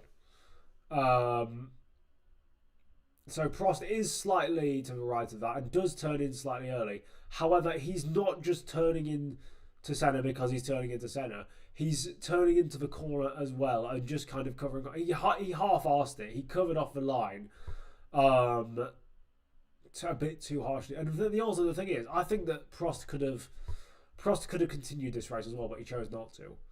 I think that had he continued, it could be. But yeah, here we go. Trajectory of Prost and trajectory of Senna. Prost is just cutting over this corner like the normal racing line. Like, obviously, yes, he's far. The racing line is here, but what he's saying is he's compromised his entry and he's just trying to get to the apex. He's not trying to like turn across Senna and go into the grass here. Senna's wheels had enough room for him to put full lock and get right out of it. I mean, that's actually an interesting point. But yeah, what I'm saying is, I was initially in the crowd, but I'm a massive Prost glazer, like a lot of people are on social media nowadays. And I used to still think that it was completely on Prost, but now I'm more inclined to think it was just a racing incident. Like, if we look on board with Senna here, I'll see what Thingy's point was about. He could have backed out. To be fair, he could have clobbered over that inside curb or at least try to do something and back out. But all of this conversation means nothing, because in the end, Senna crashed out on his own in Adelaide into the back of Martin Brundle. It didn't mean anything anyway. So Senna wasn't robbed of the 1989 title by the disqualification, by the crash with Prost, because he crashed in Adelaide as well. But nonetheless, the confusing part over here is how Senna didn't need to be pushed by the marshals after they stopped. He probably just kept the engine running. Probably just kept the clutch engaged. See, I don't actually drive it. I don't have a driver's license, nor will I be able to get a manual license when I get a car. So I wouldn't know exactly how clutches work, but that's, I believe, how it was that he was able to keep the engine running by keeping the clutch in. But it's a consistent and very fast season from Prost. Next up is 1990. Now, this I think is actually an underrated season from Prost. I know he's not the champion, but basically the way I say it is, Senna and Prost were very close on points. But if you look, I need to sneeze. Sorry.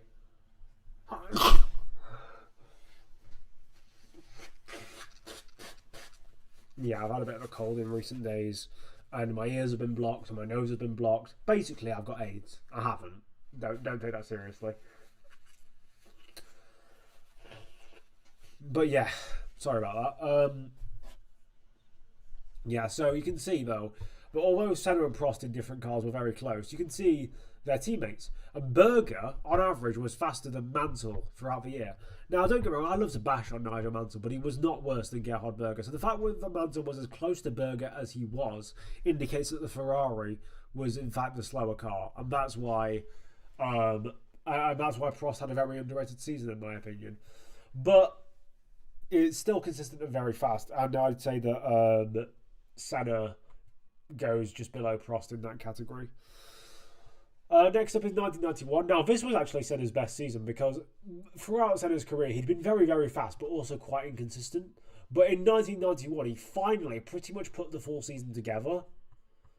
He finally managed to get rid of most of his problems and most of his inconsistencies and dominated the title really because Mansell couldn't get going in the first part of the season and had all those problems with the gearbox and with himself and not being able to perform.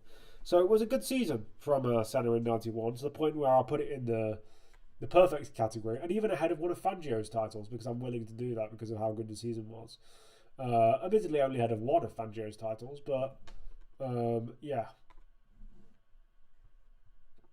Lauda was great in 84 against Prost. He was. Funny how pressure gets to drivers with more than one race to the end. It is funny. But yeah, also I've just realised about 1990. People retrospect. I got in an argument on Twitter with someone the other day because they said that Senna was completely in his right to do what he did in 1990, and that I think they used the phrase if you cheat, then I will cheat back. And it's like, no, we don't do that in Formula One. We don't take retribution acts. And also, something that people don't realise is that accident between Prost and Senna in 1990 could have easily been a driver death. Because they were going at 180, 190 miles an hour into turn one. Let's say one of them flips over and one of them goes catapulting into a barrier at 170 miles an hour. You're dead. You just are. And I don't think people realise that. And I think Senna should have had his super license suspended. I think that he's been forced to sit out. Ironically, it would have then stopped him having the good start to 1991. But I think he should have been at least banned for a couple of races. Because it would have set a precedent. And also, the reason why Schumacher drove the way he did, the reason why Verstappen drives the way he did, the reason why Hamilton drives the way he did, all of them did in their prime years, is because of Prost and Senna.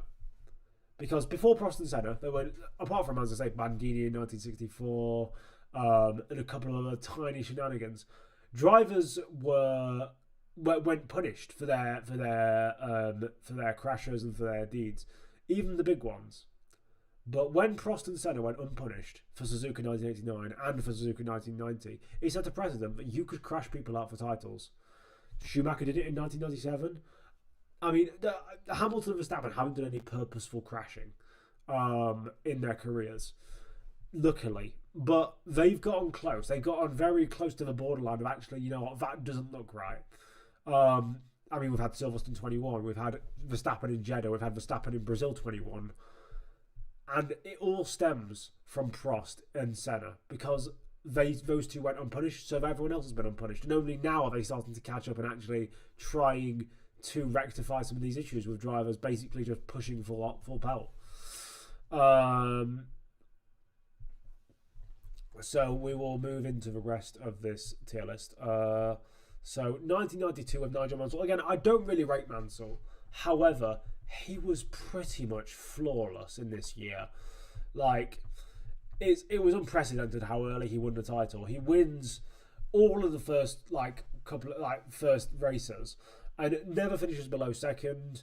And when he did finish second, it was to Senna in Hungary, who's a fantastic driver, and Schumacher in Belgium. And I believe that in Belgium he had some sort of problems.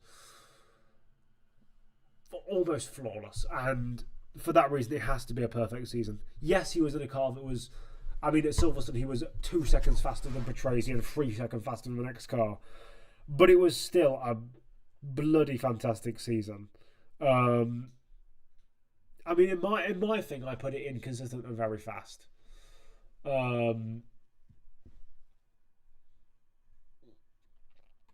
Consistent and very fast. 1992. And where did I put it? It was ahead of Senna 88 and behind Fangio 56.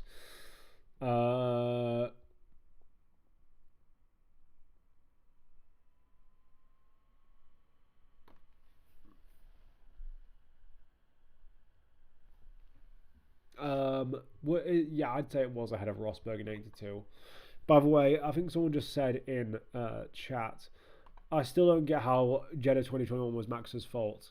I don't mean the brake check. I don't mean the quote-unquote brake check was the FIA's fault, because the FIA should have told both teams, this switch is happening, don't make it tactical, or something to that extent. But they didn't, and then Red Bull made it tactical, and Mercedes tried to play it as well, and it was a massive cock up. But what I'm talking about, the incident at turn 1 where he just completely cleaned Hamilton out and forced him out wide. 2021 was both of their faults. They were crashing too often. Silverstone was Hamilton's fault. Monza was a racing incident leaning towards Hamilton's fault. What other ones were there? Jeddah, the turn 1 incident was Max's fault. The quote-unquote brake check was a racing incident. It was more on Hamilton than Verstappen, definitely. Like, if you adjust the points for luck and circumstance throughout the year, Verstappen wins the title by 60 or 70 points. Hamilton was so lucky throughout that year, with like Imola, with Silverstone, with other races where Hungary, where Verstappen was completely fisted, Baku.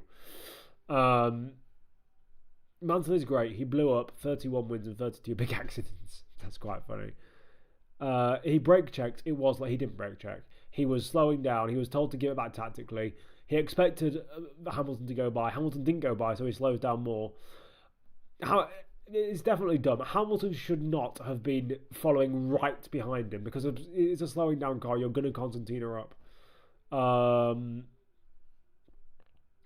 And yeah, they shouldn't have been doing that. But yeah, regardless, we'll move on to the next title, which is Prost in '93. Like, I am the biggest Prost player in the world, but ironically, I think this championship was the worst title. Not just the worst title of his career, but the worst season of his career, because throughout his entire time in F1, he'd been known for not making many mistakes.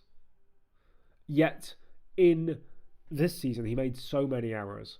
I mean, I will just say, by the way, this race at Donington was probably one of the most overrated drives in history. Like, Senna was fantastic in the rain. Don't get me wrong, he was very good. However, people say, oh my god, he lapped Alain Prost and he was a minute and 23 ahead of Damon Hill. He is so good. The Williams had to make 6 pit stops, and they were bottoming out on the water because their active suspension didn't know how to handle rain. Without that, Prost and Hill would have been able to keep up with him, or at least be less than a minute 20 seconds behind him. It was a great race from Senna, but it wasn't as good as people say. Prost finished 4th in Monaco because he got a 10-second stop-go penalty for, I believe, an infringement at the start or something of that nature. He finished 2nd quite a few times towards the end of the year behind Senna. Overall, not the best of years. But where did I end up putting it? I ended up putting it in slightly error-prone. Behind Brabham in 1966. By this point, he was clearly over the hill, though. So, and I mean, he still got that 4th title, which is something that Senna never did. And he was just generally a really good driver. Next up is Schumacher in 94. Now, obviously, his pace was fantastic. That car definitely wasn't as fast as the Williams. It was about half a second slower than it. At least throughout the year, and yet he wins all of these races. Finishes 1st or 2nd in every single race, but he does get disqualified in Britain for being stupid and overtaking on the formation lap. He does get disqualified in Belgium unfairly because obviously nowadays there is no exception for having plank wear below the minimum threshold. But when it was initially instituted in 1994, they had a provision that if you could prove that you got your plank wear due to a specific reason, like that wasn't you trying to cheat and make the car bottom out and give yourself more downforce. If you could prove that it wasn't that, then you could actually get the disqualification removed. Benetton proved that Schumacher had got it clobbering over the curbs at Fagnes, and yet they still gave him a disqualification. Then at Italy and Portugal, he misses those races because of the 2-race ban from Silverstone. Finally got upheld in an appeal, and throughout the rest of the year they race. Schumacher got disqualified from or banned from 4 races and still won. Also at the final races in Adelaide, I don't care what anyone says.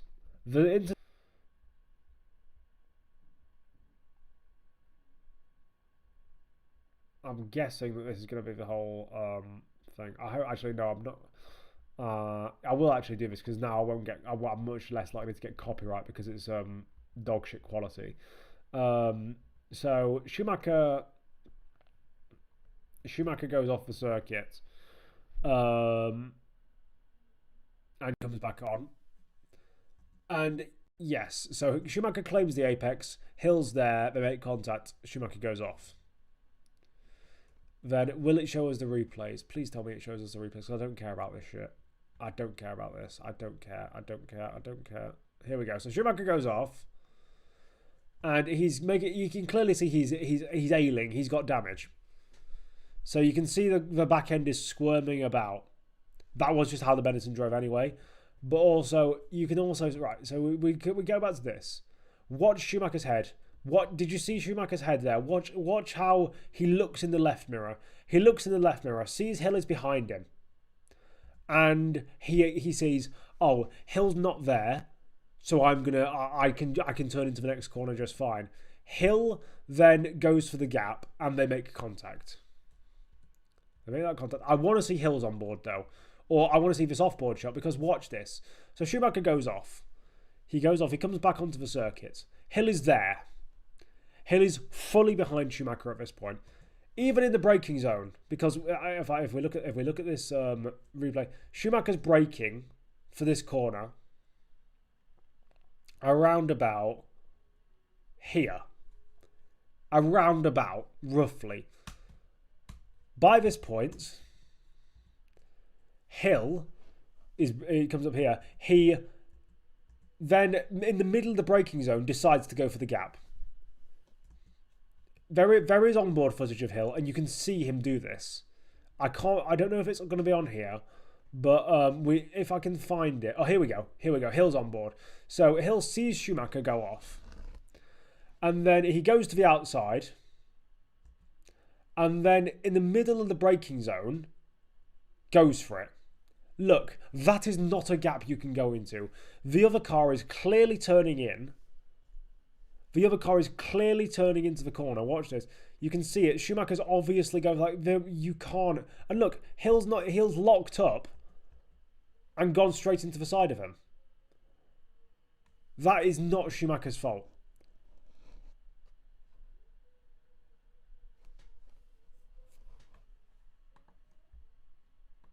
Apologies for the dog shit quality. I was just trying not to get copyright striked, but yeah.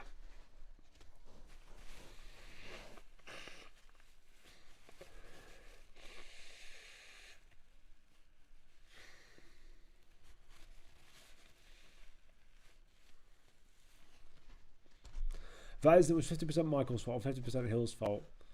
I mean, I think that's a fair take, but I do think that I think that Schumacher could have left him more space, but Hill should have gone for a gap at a better space. That's Schumacher's fault. There's enough space. Still, he deserved the championship. I don't agree, but that's fine. People can disagree if they want. I'm not like every person on Twitter who thinks that everyone should have the exact same opinions as me. And if you don't, then you deserve to have your head put in a meat grinder. Schumacher 1994. I think I put it in perfect / near perfect because although there was that incident, it shouldn't overshadow the entire season the same way that Prost did in 1989. 1995 Schumacher, however, was another level. It was very good. Pretty much righting all the wrongs of 1994 and destroying Hill even in a slower car. Then 1996 Hill. Like, don't even get me started on this one. It's the second worst title campaign in history. Let's have a look. I mean, I can quickly skim through the results of Schumacher in 95 because I've already ranked him. But look, we can see. Look, wins galore. Dominates Hill by 33 points despite being in a worse car. Now 1996. Now, this Williams is by far the best car on the grid. It's not even close. The next closest thing is possibly the Ferrari, possibly the McLaren, possibly even the Benetton at some points. But it's at least a second clear of the rest of the field. And even then, Hill needs Villeneuve to retire. Hill had 4 mechanical retirements. Actually, no, did he have 4? So he had the retirement in Monaco. That was a mechanical retirement. He spun out in Spain. Silverstone, I believe, was it was a wheel nut failure, and in Monza, I believe he crashed out. Yes, Damon Hill spun off on lap 4. So Hill lost around 20 points due to reliability because he didn't lose 20 points. He was I don't know where he was going to finish in Spain, but he wasn't first because Schumacher was dominant. 1996. Let me go on stat. Stats F1 is great for this because they have the lap charts for every single race in history. Right, 1996 Spain. Lap by lap. Where was Hill when he crashed out? He was 8th, so he might not have even scored a point in that race. But that's lost points for Hill. And in Monza, I believe he was right near the front when he crashed out. Meanwhile, Villeneuve had reliability problems in San Marino. It was a crash with Badoa in 1996 in Monaco. That could have been his one, but he also was quite low down. Basically, if you look at it over the course of the year, I worked it out a couple of months ago. Their gap was only realistically 5 points, look corrected. And only being 5 points ahead of a rookie when you're in your 4.5 season, after being in the best car for 4 seasons, it's a joke. He should have won. If we're talking about the best cars, he should have won a championship in 93, 94 and 95 if he was truly a great driver. It is annoying. I remember when I did a video on Damon Hill and I said he was the strange champion who only had 2 good races. And I had Damon Hill fans in the comments saying, oh, well, he won more races than Schumacher during the period 1993 to 1996, therefore he was the better driver. No, he wasn't. Because throughout that year, he had the best car in 93, the best car in 94, the best car in 95, and the best car in 96. Meanwhile, Schumacher had a Benetton in 1993 that probably wasn't even the 3rd best car. He had the 2nd best car at least in 94. He had the 2nd best car in 95 and the 3rd best, maybe even the 4th best in 96, and still just about matched Hill in terms of wins. It's annoying when people say that. 96 Hill was alright, like, overrated as fucking... that'd be EDP reference. That's not a bad thing though. Look at how hard Villeneuve was racing him in Melbourne. He was racing him hard in Melbourne, but he was also going to win that race without the oil failure. Hill was on a dry setup in Spain. Well, then just put a wet setup on if you know it's going to rain in the race. 1995 and 96 was just very embarrassing seasons. It was. Villeneuve in 97 wasn't much better than Hill in 96, but at least he got the title, and he could sometimes match Schumacher or get close to Schumacher. Same way that Hill could. I'd put it just above Andretti, but not ahead of Fittipaldi. Then at 1998 Hakkinen. The problem with Hakkinen is, on his day, he could match or beat Schumacher, and that was great. But his day, when he wasn't on form, he could often just make mistakes. And obviously the 1998 McLaren was better than the 1998 Ferrari. I think we can all agree on that one.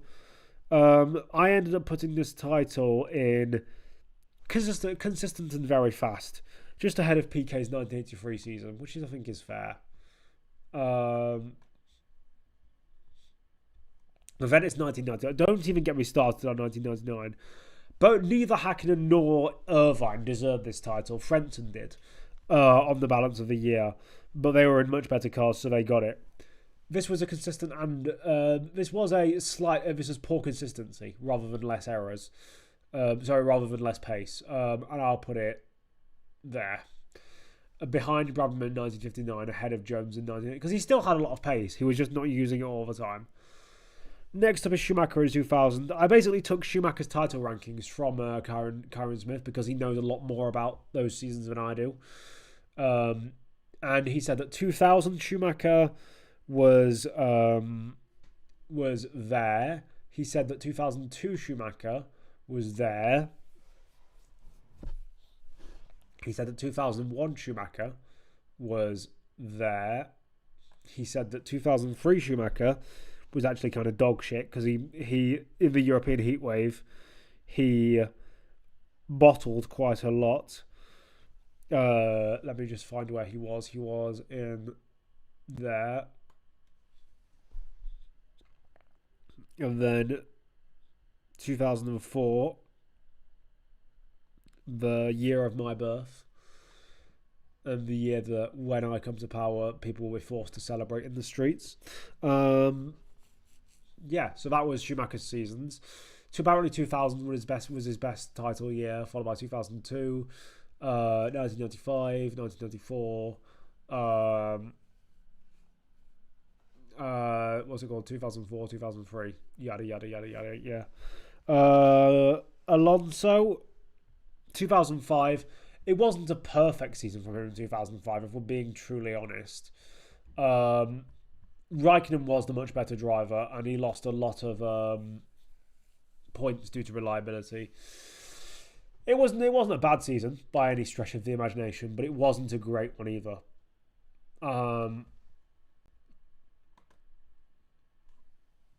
Villeneuve made a mistake in 1997, but the Ferrari wasn't a piece of shit like people was. It wasn't like the Ferrari got better while the Williams got weaker. It was definitely still clearly the second best car by at least a half a second to 3/4 of a second. 2002, Schumacher got all the podiums, should be higher. He did get all the podiums, but he did also have a couple of races where Barrichello genuinely outpaced him. So that's the issue with that one. 2005, but just below Ascari, I believe, is where I put this one. 2006, Alonso was actually quite good, and I ended up putting it in the perfect category. I very rarely, as you can tell, put these titles in the perfect category. It's below Ascari in 1952. For some reason, it didn't have a big list of titles there. 2006. Yeah, you can see pretty much he maximised most results. Yeah, 2007. You see, I've seen people again on Twitter, shock of all horrors, saying that Kimi Raikkonen's 2007 title is overrated. For the pure reason that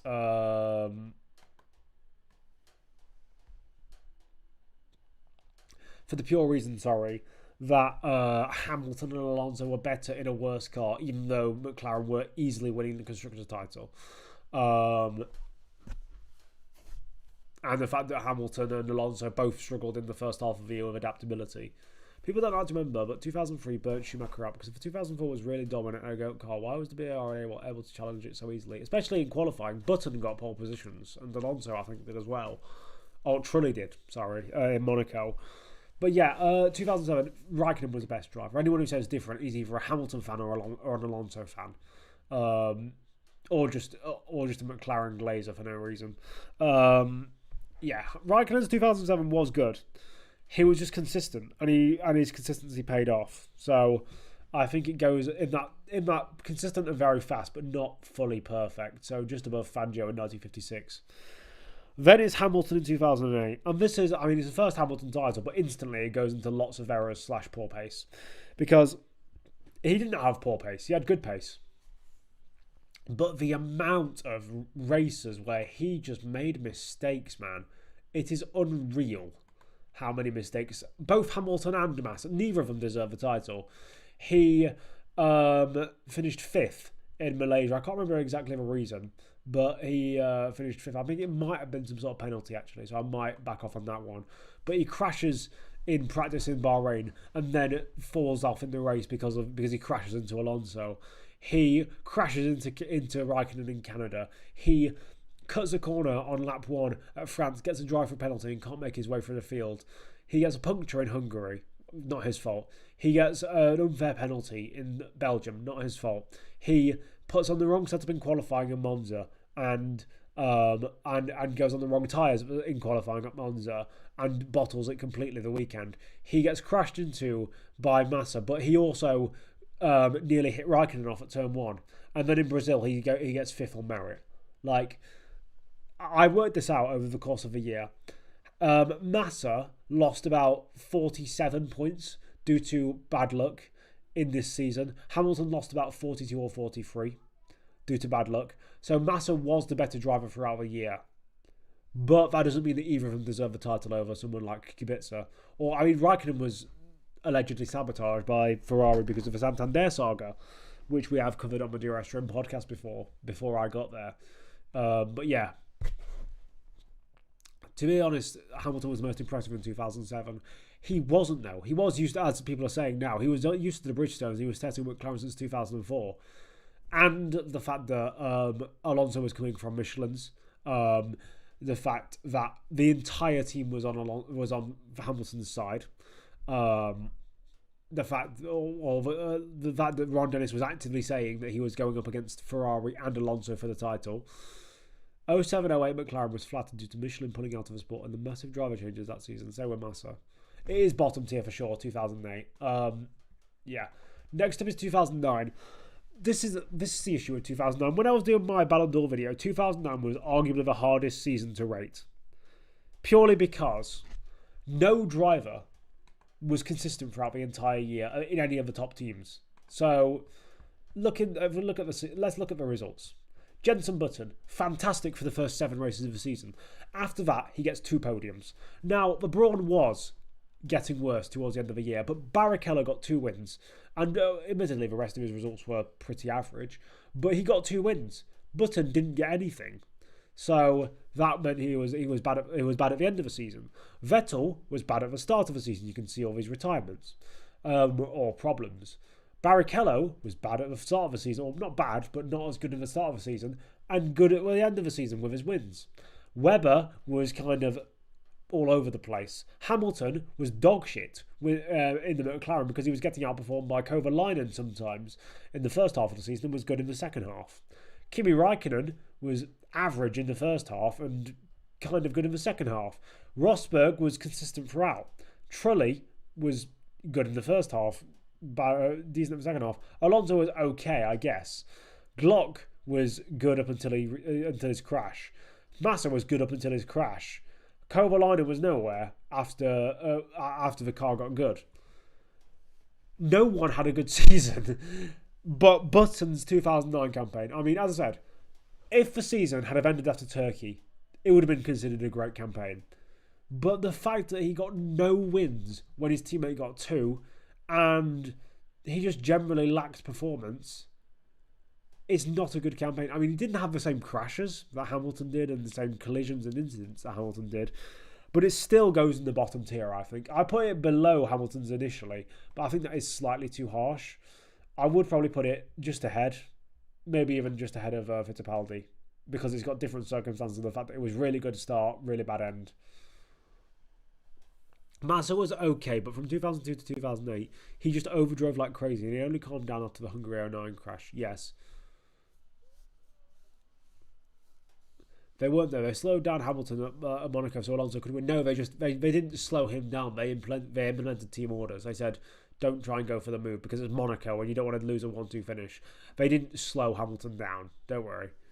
Button was solid in 09. He was solid for the first half of the year, but he just didn't get the results in the second half that he could have done.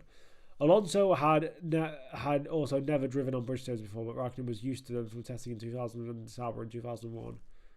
Where can I watch your league races? I stream on Twitch. I stream on Twitch at my username there is just Nedzo. And occasionally the good ones I will post unlisted on my channel. So if you want some of those, message me on Discord and I will pass them over to you. If you don't have Discord, download it, and yeah, I'll send you over the unlisted links. But the reason why I keep all our league races unlisted is because unless I create a dedicated sim racing channel, I don't want to ruin my algorithm or ruin the algorithm with my video recommendations, even though I'm not posting anything at the moment. Basically, I have a couple of video ideas in the works, but because of my university assignments, I just have no time to script write and to record and to edit. As I say, I have, for example, this video, which is ranking every title winning season, was supposed to be a video of mine, and I might still make it a video of mine, but I just didn't have the time, to be truly honest. The same with I've got ranking every Ferrari F1 driver ever in the works.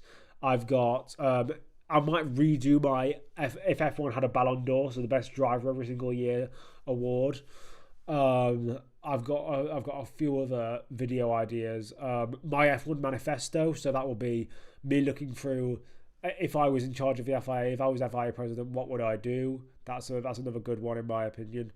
A lot of other concepts that I just haven't got around to doing because I haven't got the time. Because with university, I have to do a lot of different things. The Brawn wasn't even supposed to be that car because Super Aguri developed it and Honda made a completely different car. There's pictures of Sato driving the Brawn in a Super Aguri livery in 2008 testing. Yeah, I've heard that story. Sato was also supposed to be driving for Toro Rosso in 2009, I believe, or 2008. He was offered a seat there, I believe, or he did a test there or something like that. Yeah.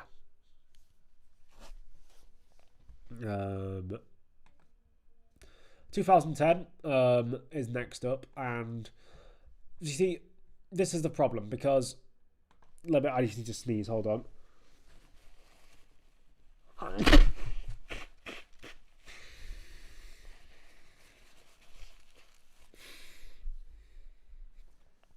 Sorry about that. No, 2010. So Vettel did win a championship. The thing is, I've gone for and statistically analysed this season compared to Webber. He was worse than Webber when they both finished the races. But the problem was Vettel's best performances came when Webber had problems. So that made him look a bit worse than he actually was. Alonso was good. Hamilton was goodish. Where did I end up putting? I ended up putting this campaign in. I ended up putting it where it was in the slightly error prone with I mean, yeah, that is sort of the case. It wasn't a perfect season. There was still a couple of problems for him. 2010 is below Brabham 1959. There we go. Then it's 2011. I believe this is inconsistent and very fast. Ahead of Lauda 1984. 2012 I put in slightly error prone or lacking pace because he did have a couple of errors, and he wasn't perfect during these years. 1975, there we go. And 2013, which was basically his magnum opus. I mean, it wasn't actually. It was. I mean, I think it was worse than 2011, but there we go. It was below Schumacher 2004, which, looking back on it, actually is like, oh no, I think the reason why I did that was because people always remember Vettel's end to 2013 because obviously 9 wins in 9 races. That's so fantastic. You're such a great driver. However,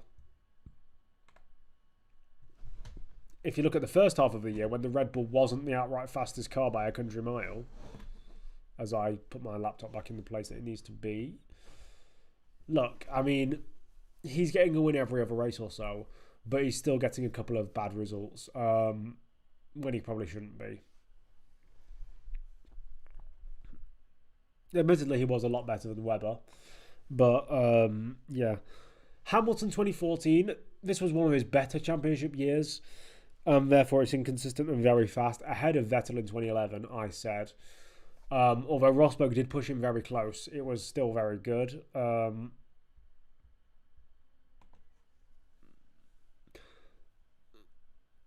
Salto was faster than Bourdais in 2009 testing, but they still gave a seat to Bourdais. I mean, that's the most Toro Rosso thing ever. I think it's because they wanted to give Bourdais another chance because he had a pretty unlucky 2008. Then 2015 Hamilton is the best version of Lewis Hamilton. Super consistent. Wins the title with 3 rounds remaining. There we go. Perfect / near perfect. Rosberg in 2016, meanwhile, just no. Like, the only reason Rosberg won this title was because he was somewhat consistent and Hamilton wasn't. And people say, oh, Hamilton lost the title due to reliability. No, he didn't. No. If you look over the course of a year, in race issues, Rosberg lost more points than Hamilton. Hamilton lost 25 points due to Malaysia. That was the only in-race mechanical problem he had. Rosberg lost 27 points. And if you look, I did this for an article. Actually, I will look at my own article to prove I'm correct. It is, I'll have to go not into the editor, but into the level USA. I'll go onto my own article to prove myself correct. I'm that good of a person. Where am I? It is this one. There we go. So we can see here. Did Hamilton's engine failure lose him the 2016 title? In Bahrain, the Brit had a poor start and was hit by Valtteri Bottas, although despite damage, he recovered to third. So basically, I'll go through listing every single issue. So yeah, he lost 3 points in Bahrain due to the collision. He then we got then in China it's difficult to measure because he started from the back due to an engine issue in qualifying.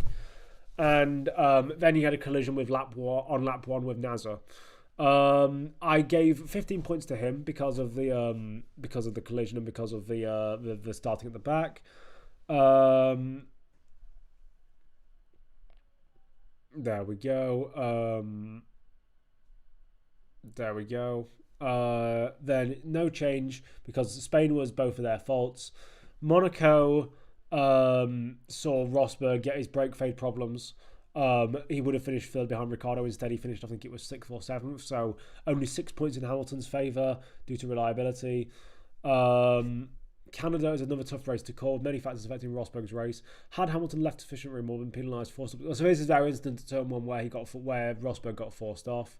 He could have won the whole race without the extra because he had a slow puncture. He had a slow puncture. He would have finished third again, but due to Hamilton's extremely egregious lap 1 antics, I'm prepared to give Rosberg the upper hand. So now 16 points in Rosberg's favour.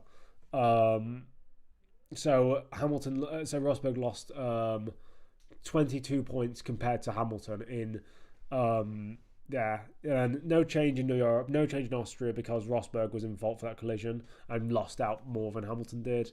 Britain is yet another close call. So basically, in Britain 2016, Rosberg got a penalty that dropped him from 2nd to 3rd because it was during the era where teams couldn't give orders to drivers on the radio about engine modes.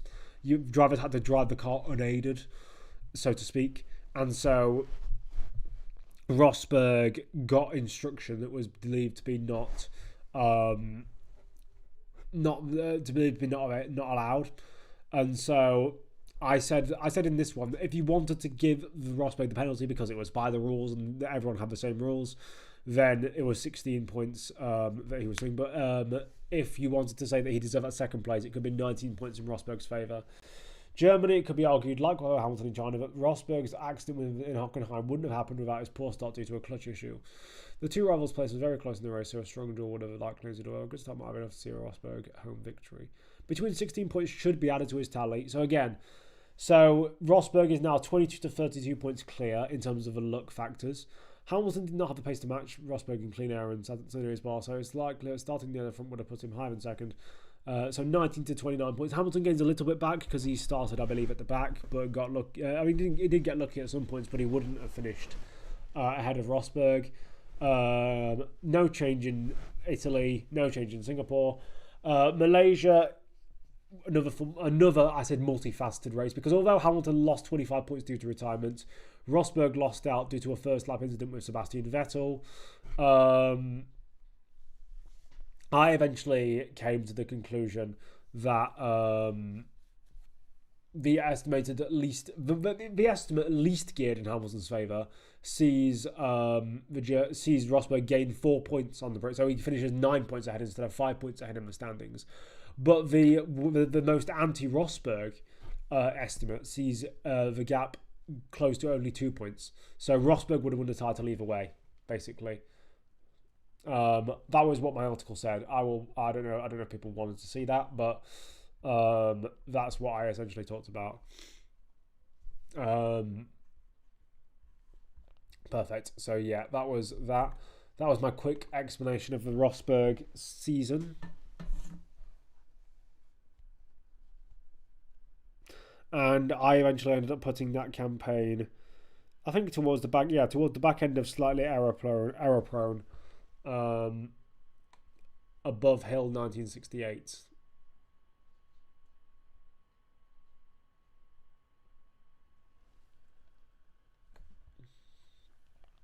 Then 2017 Hamilton. 2017 and 2018 Hamilton were two very good seasons for him, to be fair. But they weren't perfect. So I ended up putting them 2017 Ended up going in slightly error prone, just below Prost 1993. And 2018 went just below Brabham 1960 in the category above. 2019 is where Hamilton started to properly fall off a cliff in terms of performance, or in terms of consistency, should I say, rather than performance, because that's when he crashed into Albon a couple of times. He wasn't fully on his game, and he was a lot closer in 2019 than he should have been to Bottas, which is something that people don't realise. Like, I think on average during 2019, Bottas was on average about 3 seconds behind Hamilton in the races they both finished without issue, which is scarily close considering how average Rosberg is. So I put that one just below Hill 1968 in the end.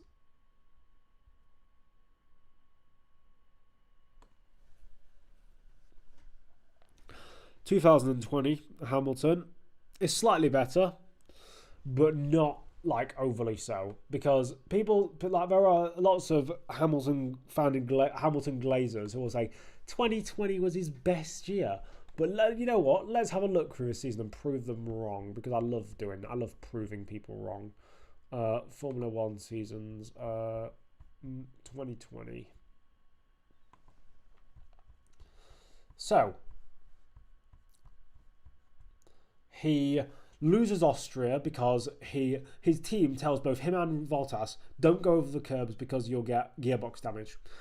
Bottas listens and wins the race. Hamilton doesn't listen and finishes fourth. Or no, always at 29. No, that was 2021, I think. 2020 was when he crashed into Albon and lost the podium due to a penalty. Never mind, I got that wrong. Wins 3 races in a row. Loses the 70th anniversary Grand Prix to Verstappen on merit, because Red Bull did perfect the strategy, but he should not be losing to a car that's about a second a lap slower.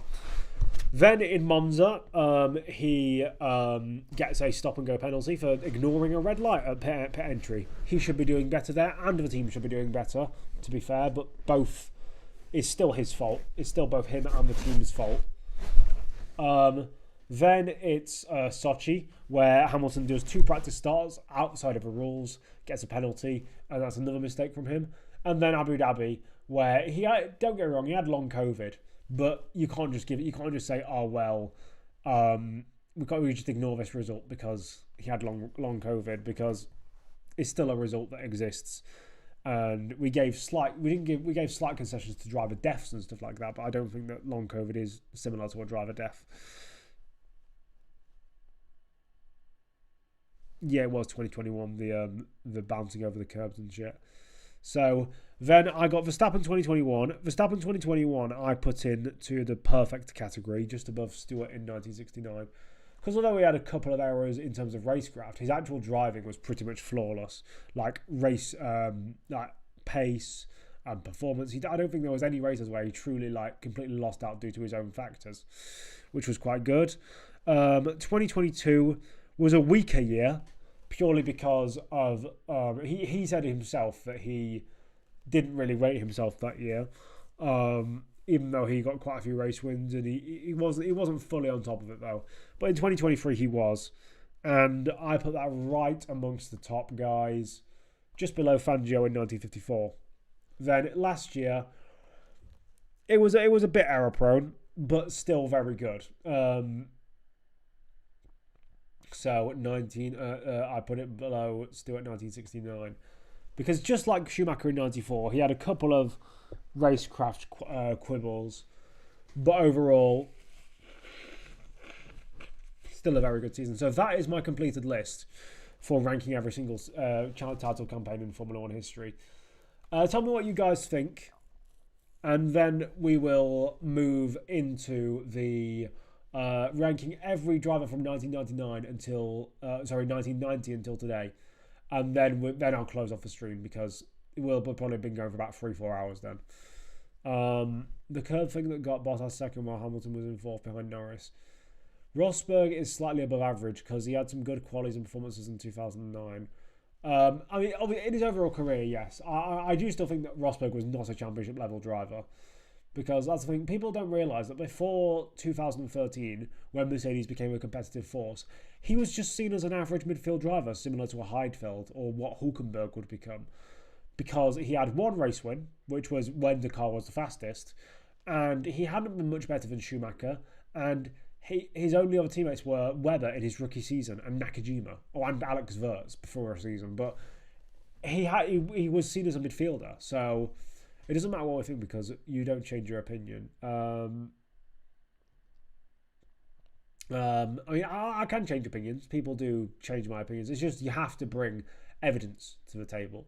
And that's what I find, for example, a lot of people who respond to my tweets have lack of. They just say, you're racist, or you hate Hamilton, or you're an Alonso fan, or you're a Verstappen fan. When I literally say in my bio, I'm a Maldonado and Behrman fan, which are completely different drivers.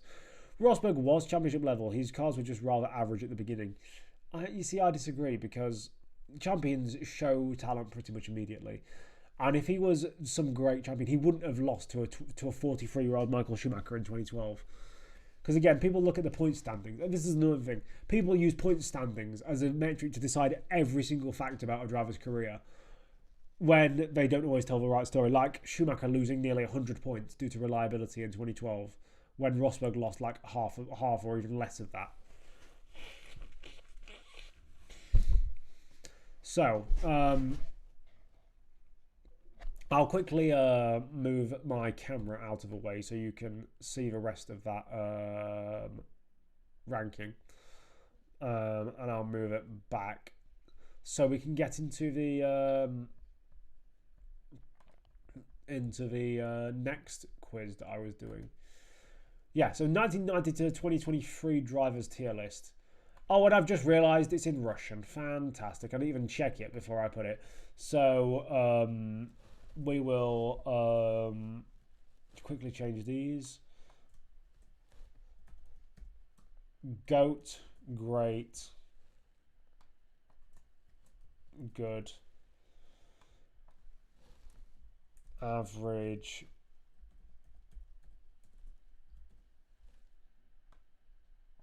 mediocre, UG, EDA.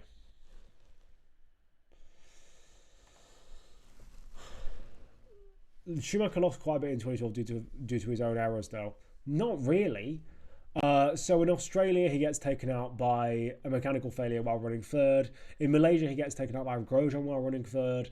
In China, he gets taken out while running second due to a wheel failure. In Bahrain, he lost points, I think, due to some sort of mechanical issue again. Spain, it was his own error that put him down there, and then resulted to his non-pole position and non-win in Monaco. Although you could also argue that the mechanical failure would have eventually costed him. So again, that's another lost quite a few points. If Schumacher had have not had all the bad luck he had at the start of 2012, he would have been leading the championship after Monaco because he would have got third in Australia, third in Malaysia, second in China, whatever in Bahrain, and then like 6th or 7th in Spain and a win in Monaco. He would have been leading the championship. But yeah, but basically the first 7 races is what killed this season in terms of points. Because that's already about 80, 90 points lost, something ridiculous. Right, we'll get into the ranking of all these 99. I'm going to try and get through this quickly because as you can... Oh, I thought it was a list of every single driver from the 1990 until 2023. Never mind, looks like we're going to go and look for another list. I'm going to quickly go and look for another list. For some reason, my computer doesn't like actually loading the pages. There we go.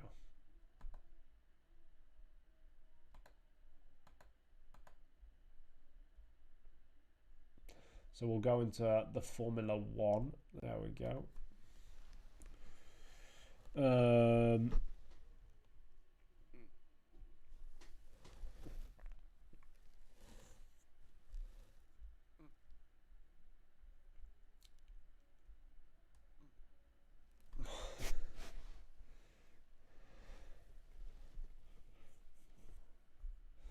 We'll find it. We'll find something. Don't worry. I've done this one about 1,000,000 times, so I'm not doing it again. I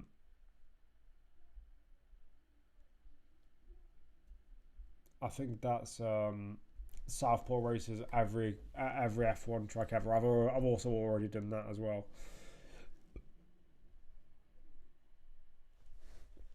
Let's have a look through.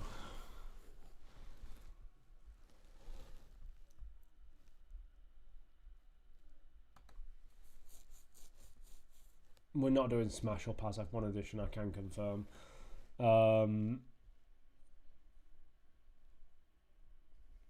Rank. Who are these Formula 1 drivers that they've got? It was just a current grid in 2022. Yeah, nah, piss off. If it was something like older drivers, I would have done it.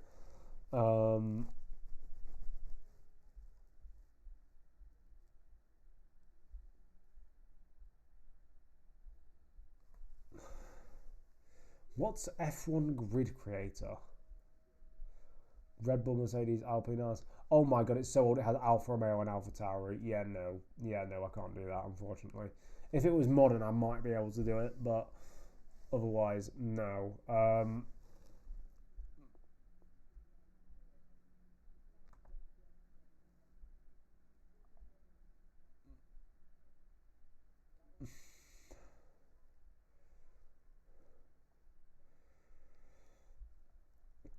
Whoever said Schumacher from 2012 to 2010 to 2012 was washed, by the way.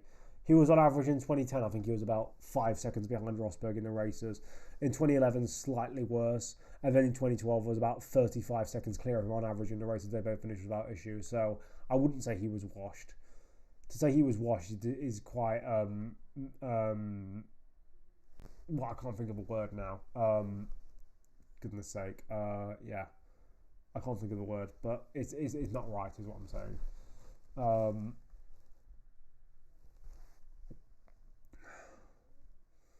We're really starting to get into the depths of whatever this is now.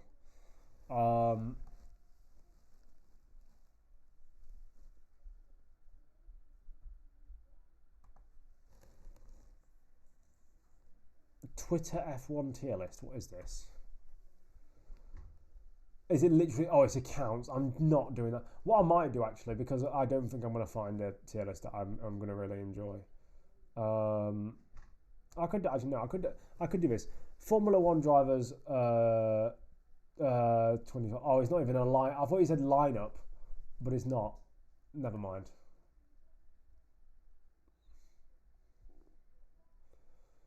That's what I thought it said. I thought it said that it was going to be a driver's lineup, but it's not. It's just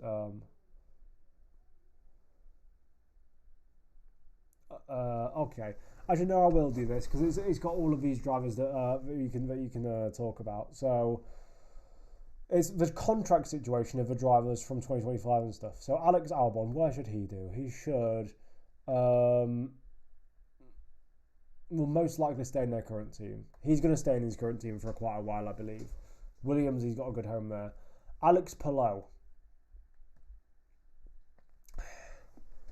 The thing is, he doesn't really fit into any of these categories because he does race another series, but he could definitely go to F1. He could be in F1 because of, Jacques Villeneuve said it on the broadcast yesterday, but he could definitely drive in Formula 1 and be competitive. Next up is Arthur Leclerc. No, race another series.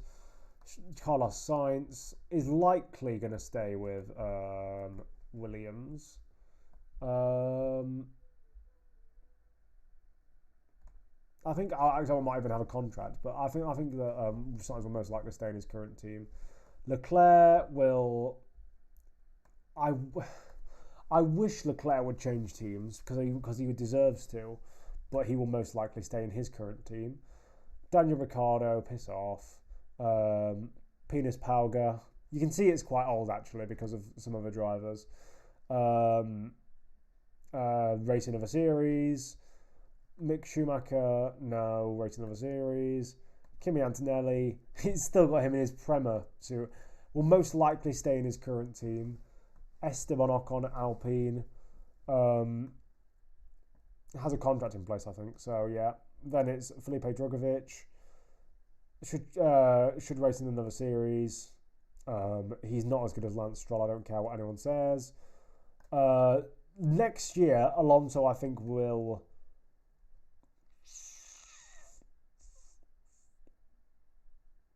most likely stay in his current team. Well, I think that he might retire after 2026.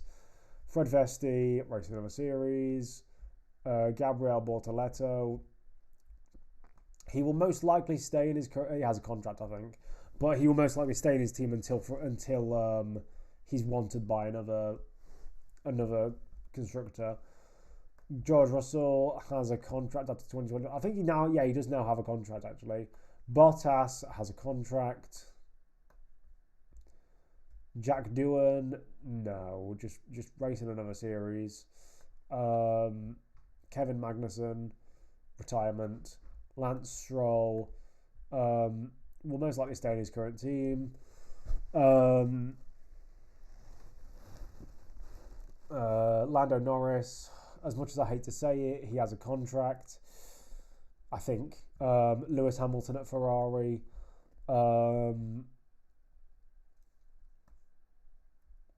Will most likely stay in his current team, as much as I don't like it. The fact that he's basically taken Behrman's seat. Well, this is a tough one. Little chat. I think he has a small chance of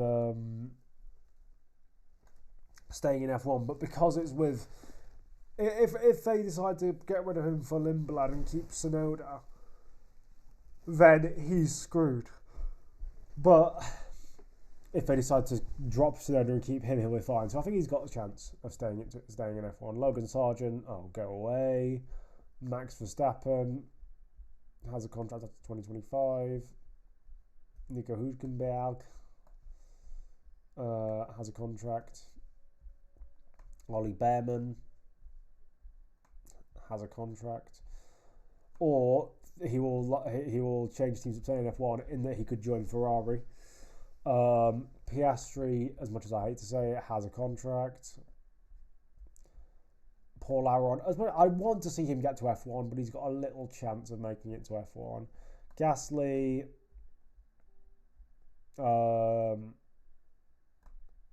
has a contract, I believe.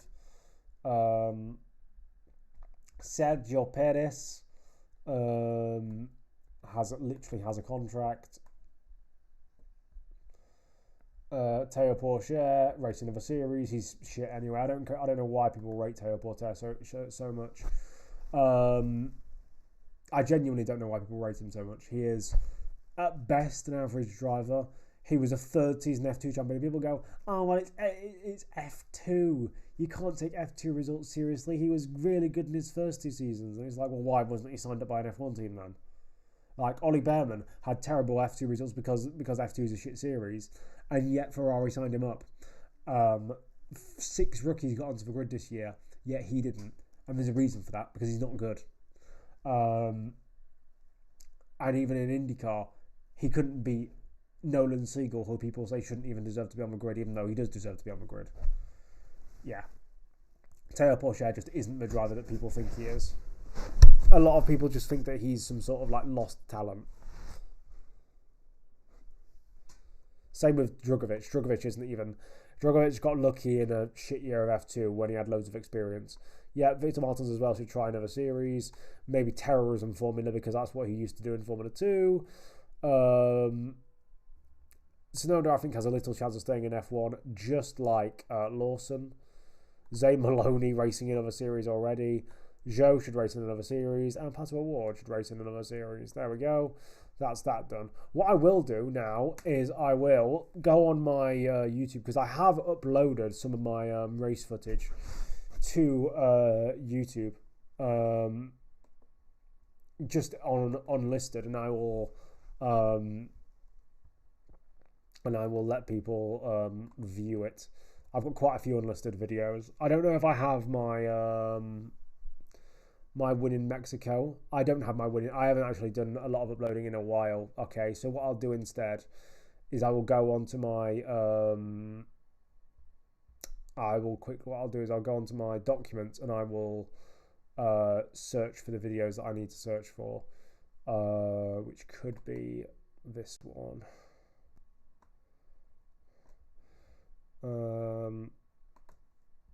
It should be in downloads. Yeah, I was doing some it's mostly Assetto Corsa mods and stuff in my my downloads. But is this the one of my Mexico win? No, it isn't. That's not my Mexico win because that says Netherlands. That's not it. That might be it. There we go. I can show you my first ever league racing win at Mexico. I'm not sure if you guys can see this. Can you see it? No, you can't. Let me just go into the window capture and then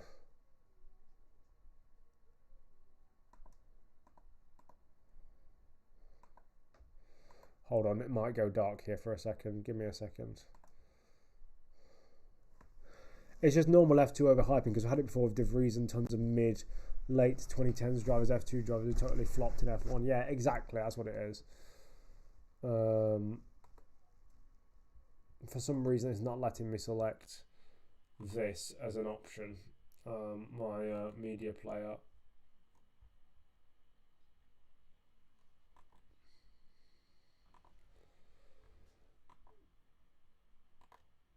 Okay, you guys won't be able to see anything for a second because I'm just sorting out my. I'm trying to re-add the source, so you'll see my pretty face for a second while I fix this.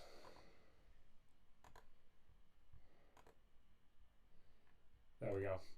Now you should be able to see it. I will quickly fix it. There we go. And now you can't see me. Oh, for goodness sake. Video capture device, bring that to the forefront. There we go. So you'll be able to see. So this is my qualifying. My audio sounds terrible. What's happened? My mic is still connected. It's still on here.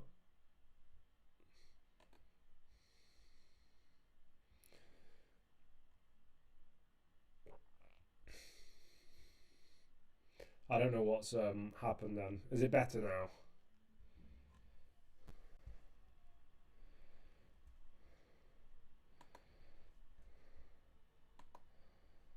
Actually, I will just try something. Is it now? Yeah, it's very much zoomed in. Whoops. Because a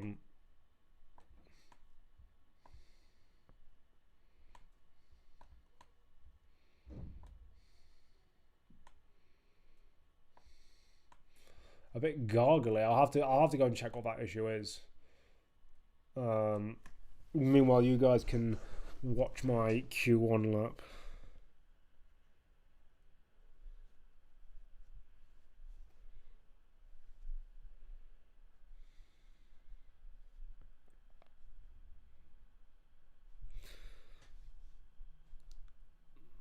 What actually is the issue?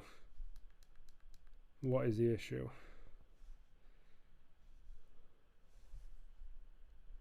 What actually is the issue? What is the issue? It seems to be fine. Oh, it sounds good now. Cool. Right, so we can look through. So where my fastest lap during this session, it might be because I'm not sure if I turn on my media, I might have to quickly put on some. Do I have a set of headphones nearby? Because what I want to do is I want to play the audio and stuff from this video. So I might just quickly go and get a set of headphones so that the audio isn't coming through my actual laptop. So I'll be back. I'll just be back in a couple of seconds, guys. You'll see me. I'll just quickly turn off my my video capture. No, not my video. Yeah, my face for now.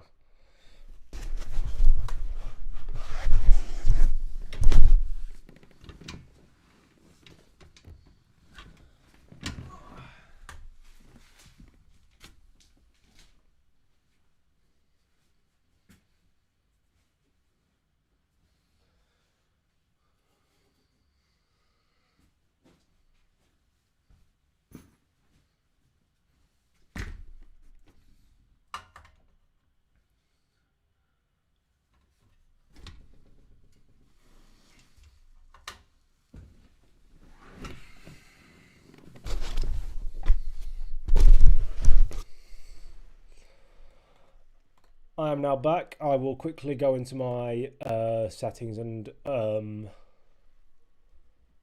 select these headphones as the ones I'm using. There we go. Now I can... How fast was I in the first sector? I'm not sure if you guys can hear that. If you can hear my stream as well as everyone else.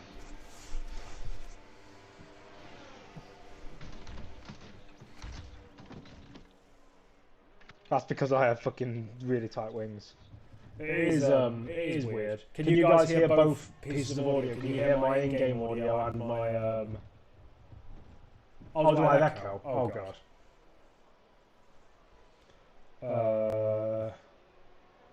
Echo. Let's fix that. What about... I'm losing a second to Dave in the middle sector. That's where I'm losing all my time because of my downforce. I'm gonna try and experiment with something and see if it makes... Oh, you want to turn the lappy set, so you don't want to hear my audio for the stream. Okay, it's perfect now. Okay.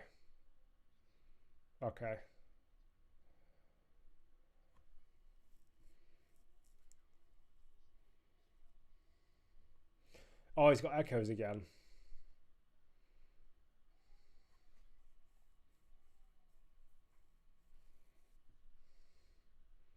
It's perfect now. Proceed. Okay.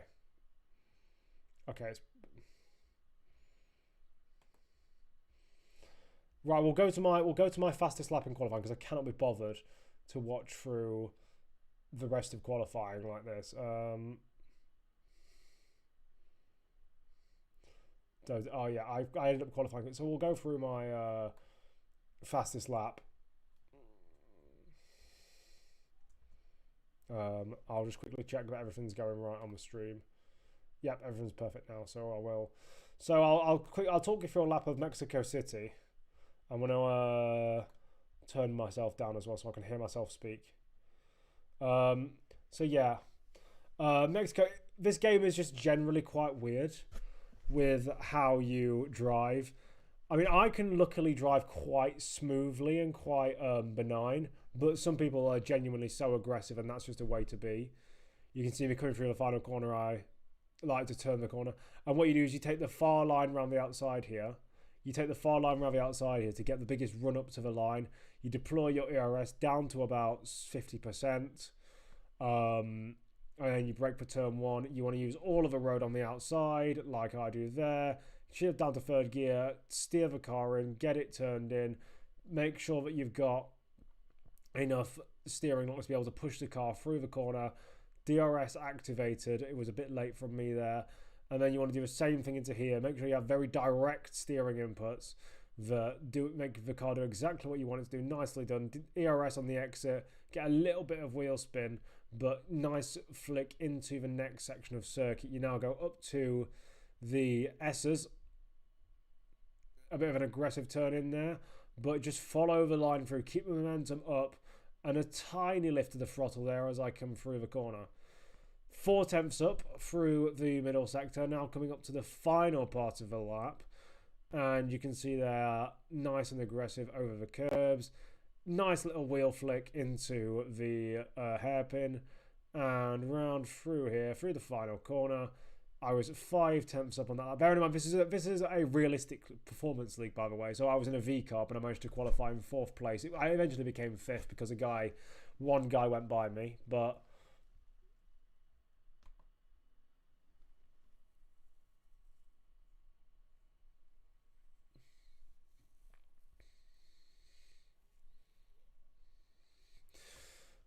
Yeah.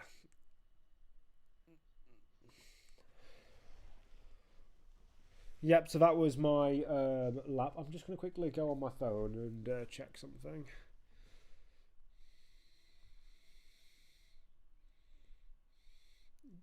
Yeah, I'm just going to check that.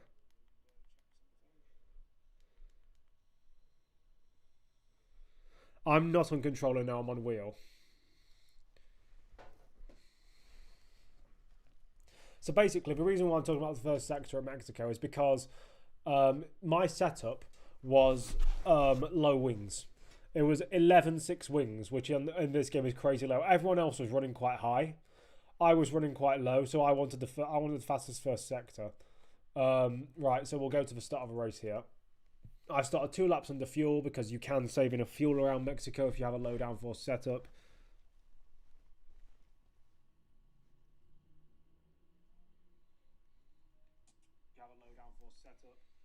I just had the thing on there. And here we go for the start of a race. And I'll basically just commentate over this race then.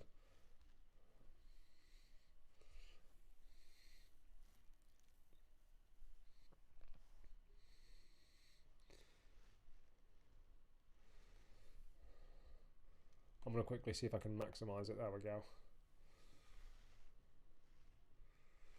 So I get a bit of wheel spin, but overall not the worst start. The guy on the outside, that Haas on the outside, tries to go around the outside and I just do an Verstappen to him and put him on the grass. Then at turn 1, I try and gain a couple of positions just around the outside here. Luckily, I get 2 of them around the outside, and I maintain my starting position by being quite crafty with my car positioning. And then I burn DRS to make sure I stay in the trailing wake of the guys in front. Nicely down into here. Williams tried, I don't know what he was trying to do there behind me, but he lost out in the end, so that's fine.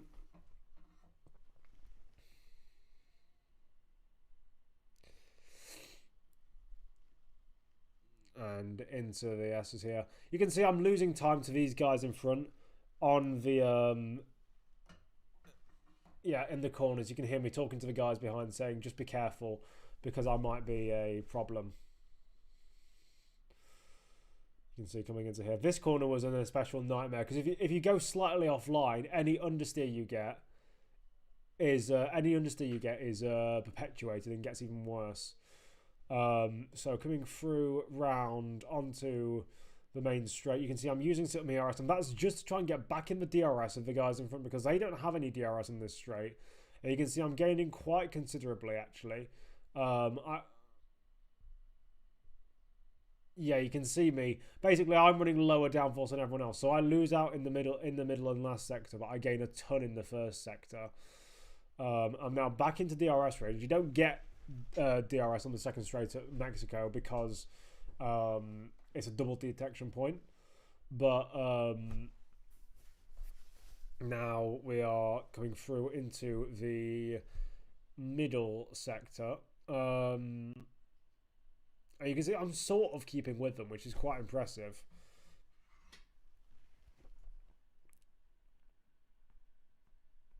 And we can see here, but now I'm not keeping with them. Now we get into the corners. I'm struggling. And I'm trying to use my ERS to keep up with people. And I actually fall out of DRS, I think, for this second lap. Because of that, partly because of that mistake as well.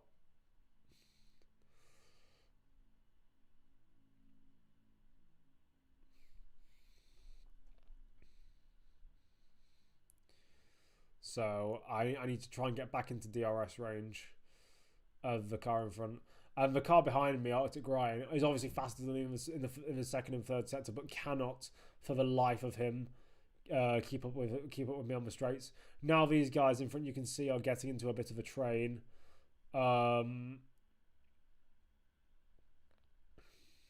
I'm using my battery even though I'm very low on charge.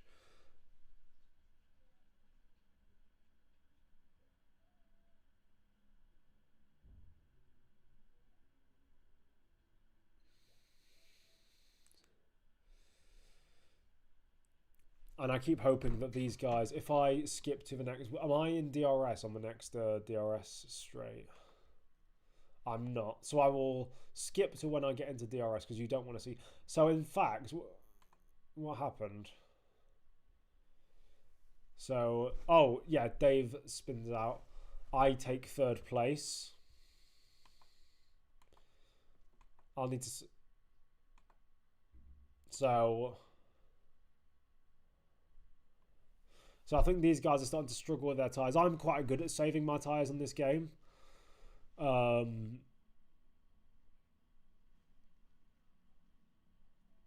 Yeah, so you can see this is my dilemma. I get into DRS through the first sector. I get to DRS range through the first sector, but I can't keep it through the second and third sectors. I luckily get it here by literally 0.05 of a second, and so therefore I get it for this straight, which means I've got a massive advantage.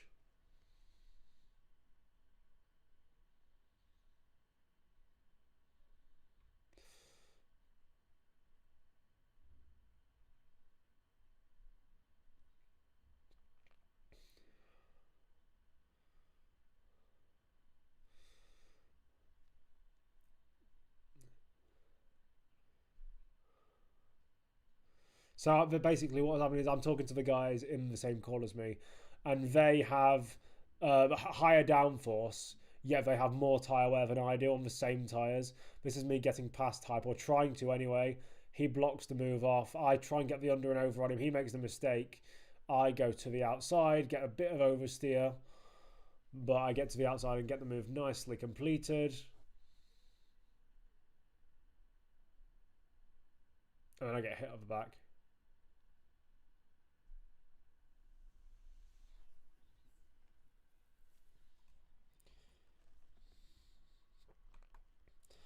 And then my next job is to catch up to Hawkeye. You can see I'm gaining a couple of times, and then he finally comes in. So I'm now in the lead of the race on lap 9. And this is basically where the bulk of my race. So yeah, I'm saving tyres quite well.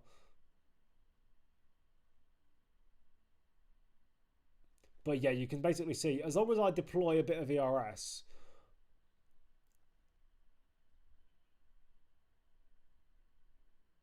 so yeah, I'm not sure if you guys can hear what I'm saying in the actual stream. But yeah, basically my job in this part of the race, my job in this part of the race is just to keep these guys behind, because they are faster than me on the corners. But as long as I can keep ahead of them on the straights, make their DRS ineffective, they can't do anything. They're basically pinned to where they are.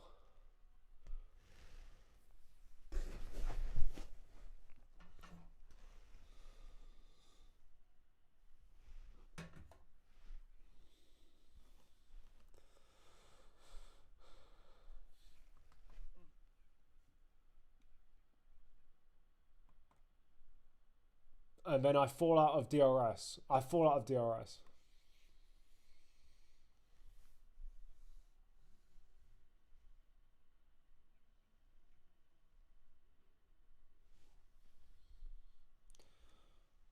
So we're coming through this section. I basically just pull out a decent gap on the guys behind, and I'm trying the one stop. There we go. I come in at the end of lap 14.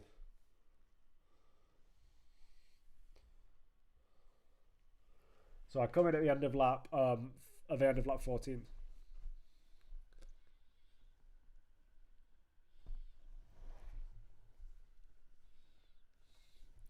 There's the pit stop, coming out in P6 or P7, I think, here.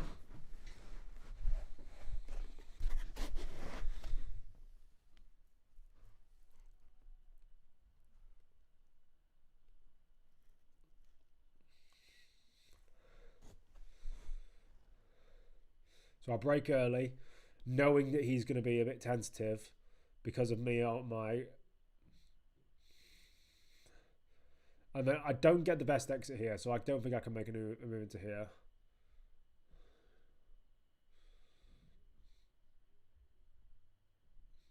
So I decide to save behind him.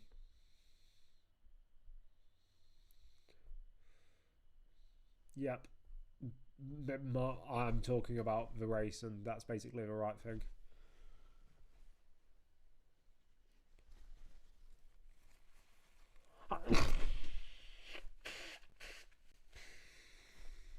I decide to deploy DRS through here, just to try and get back into that DRS window.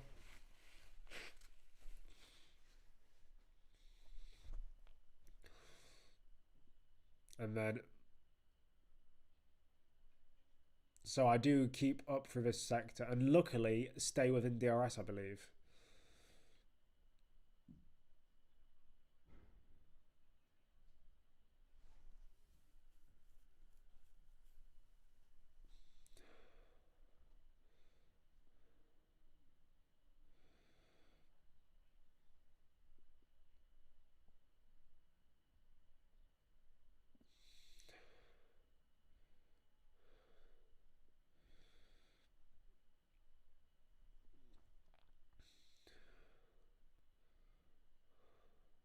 So yeah, you can hear me speaking there about wanting to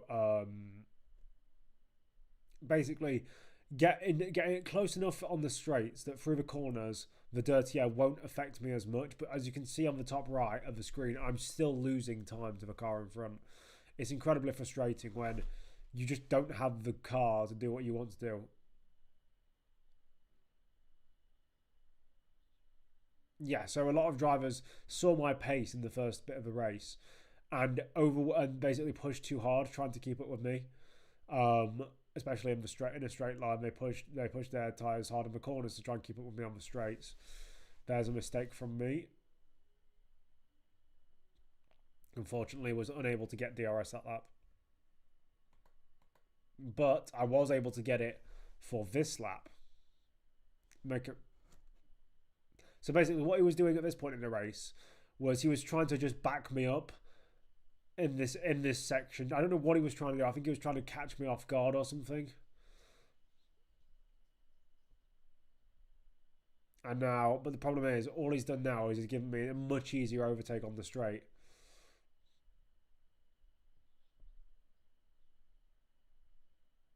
And do I go for the move here? No, I decided to back out.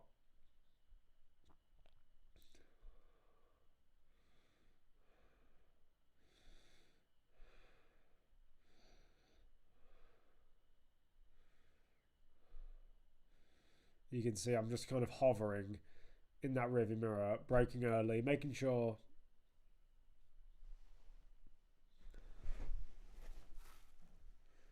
Cheers to the stream, Nedzo. I'm going to go now. Bye.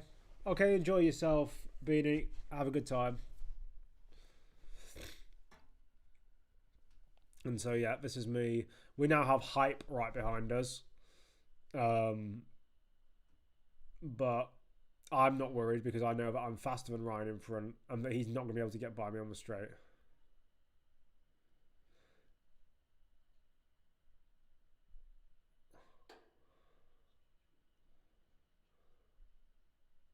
Yep, so there you can hear me saying, yeah, he breaks early into that corner and I have no idea why. Yeah.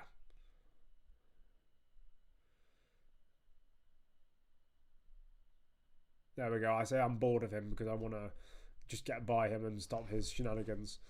Up into 5th place I go.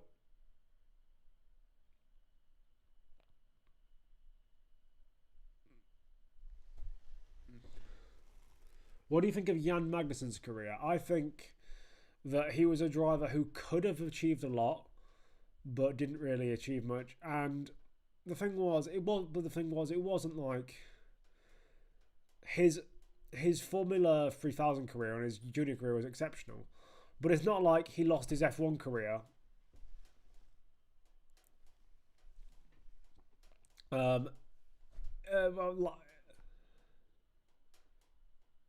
I'm just waiting for here we go. So, Jan Magnussen. So the thing was, his junior career was good, but it wasn't like unlike other drivers like Stoffel Van Dorn, his F1 career wasn't screwed by factors outside of his control. It was completely within his control, his poor performance.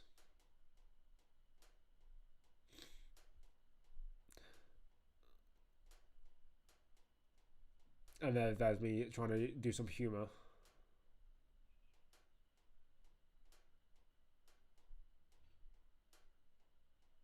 There's me getting bust flavour with the DRS.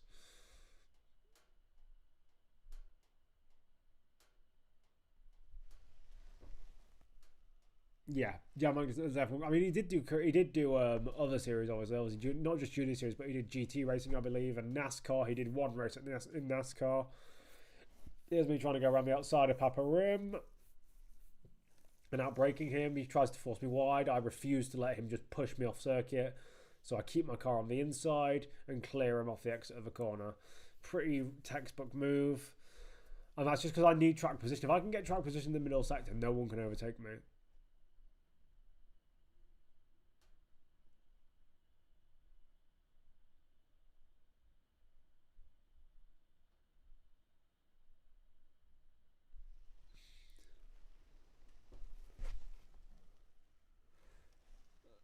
racing against the Pope himself. I mean, his name is Papa Rim, but I'll take that.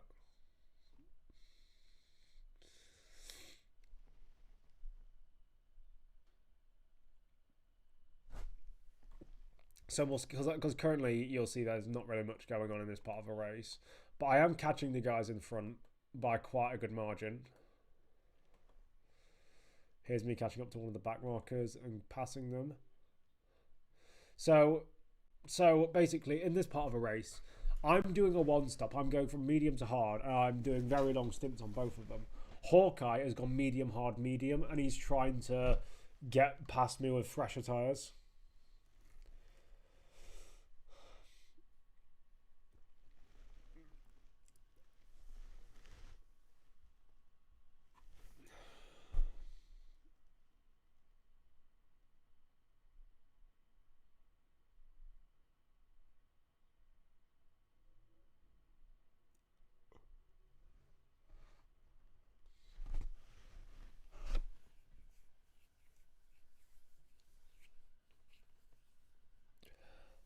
There we go. Hawkeye gets a 3-second time penalty there, which is quite big for my race because basically, you get those. For those who aren't familiar with the F1 game, if you go off track and gain time three times throughout a race, you get a 3-second time penalty, and you get a warning. You get a warning, and 3 warnings means a 3-second time penalty.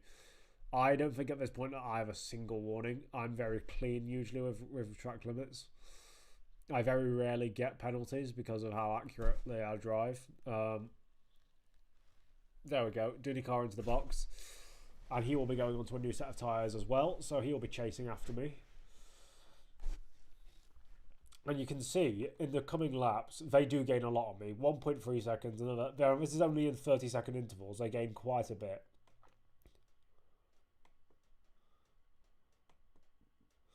So yeah, now 3 seconds. 3 seconds. 3 and a bit. 2 seconds. 2.0. 1.2. 0.8. He's finally in DRS range with 5 laps to go. Cena's Fisichella and Trulli tested for Benetton in 1996. Do you think any of them should have had Berger or Alesi's seats for 1997? No, because Berger and Alesi were both very good drivers, very experienced drivers, who Benetton could use for good. Although I do think Alex Virtus was lucky that he got the seat over them and the Vincenzo Sospiri, who'd left for Lola at the beginning of 97. But now, as you can see here, job is still to keep him behind, because the thing is, I know that Hawkeye is faster at this point in the race. So, I mean, I could let him go, and obviously then I'd just have to keep within 6 seconds of him. But he could have easily done that, because he was gaining like 2 seconds a lap on me. So what I had to do is I had to try and still keep him behind, even though he had a lot of penalties, because I didn't want him then getting in front of me and getting that track position.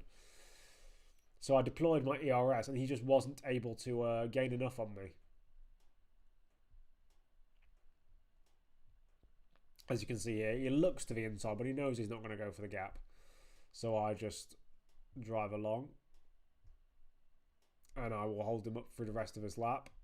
And there's nothing he can do about it. I think he might try and move into here. He doesn't.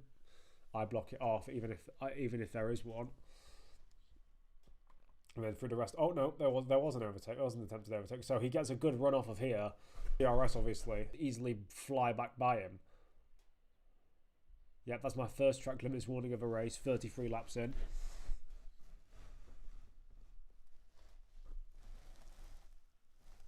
So you did the Williams strat. I basically did do a Williams strat in a realistic V car.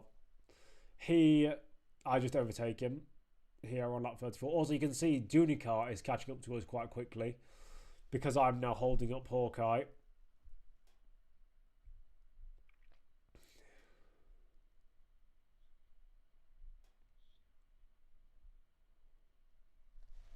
I kept doing that because sometimes this league activates DRS assist, which I need because because of my lack of working arms.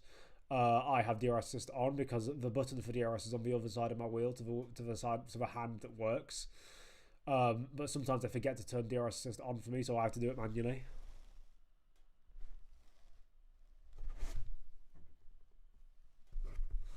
Be careful not to criticise. What is Ciaron Smith a Virtus fan? I didn't know that. And now I think we're going to go on to lap 35, and I think we're about to get the incident that decided the race. So you might want to... I'm not sure if it's this lap or next lap. Because we go on to the second to last lap of the race with me in first. And Hawkeye's still gaining. He goes to the inside. Yeah, misses his braking point. He goes deep. I go defensive. Dunikar, you can see, obviously in the Haas. So I'll quickly go back here. So Dunikar is involved as well. Dunikar goes to the outside.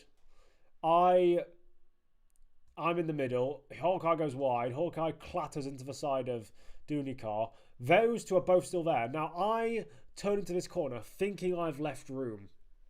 But I kind of do that.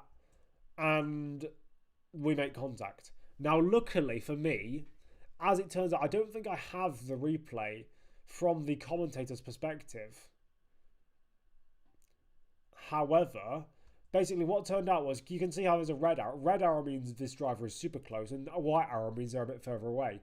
So that means that Hawkeye is the red arrow and Dunikar is the white arrow. Luckily for me, Dunikar was actually out here on the runoff, having been forced off by Hawkeye, and he tried to make it 3 wide into the apex of this corner while being off circuit. So I wasn't deemed at fault for this collision.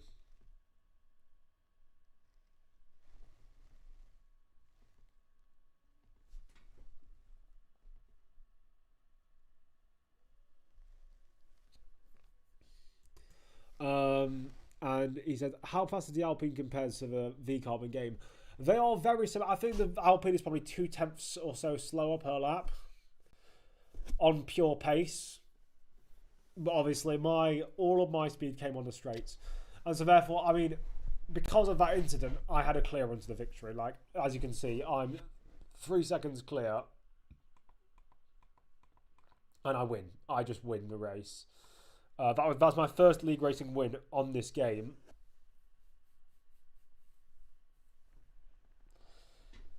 And that was quite an interesting battle. But one interesting fact from this race, and we'll get into this after I load into the after we're loading to here, so you can see all of that. I didn't get fastest lap, I didn't get driver of the day, I didn't get most overtakes, I didn't get cleanest driver.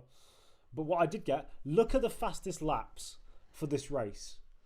I was a second slower than all of the top 6 and their fastest laps.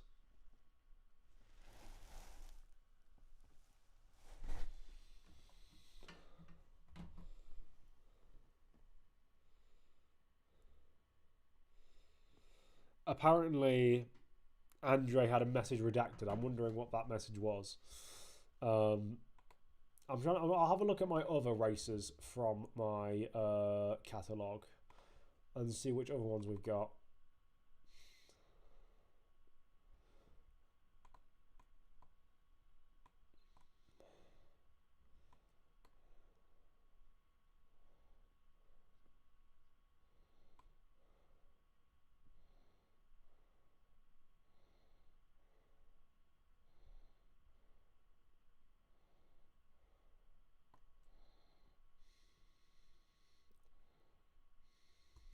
Right, so we can watch this one. This is when I get my first podium in Saudi Arabia. You actually said get instead of GG and you got banned. Right. Oh, you can see it now. I don't have to even. Right, so perfect. This is my race around Jeddah. Obviously in Saudi Arabia. And this is when I get a podium. I'm assuming you guys heard that because again I've got me and low downforce setups go together like jam sandwiches, or my one stop strategies when everyone else does a 2. I have to go now. Have fun, Nedzo. Thank you. Thanks for showing up. So yeah, I actually get a decent start considering I'm on low downforce, and then I have a lot of space in front of me, so I dive it into turn 1. I leave space to J Pinto on the inside, and then he does this.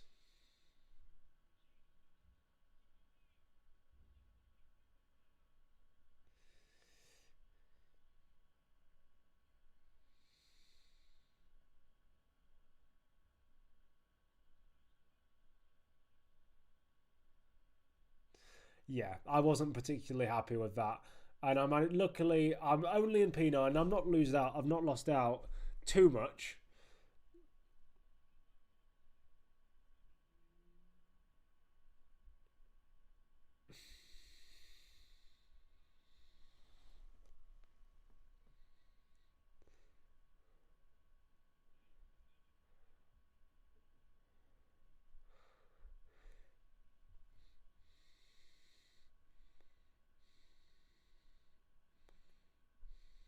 There we go. Around the outside of bulk. I'm hoping you guys can hear this commentary that I'm putting up, by the way, in the background, or if it's muted, I won't be happy. I'm not sure why I said he's back again. It might be someone in the call.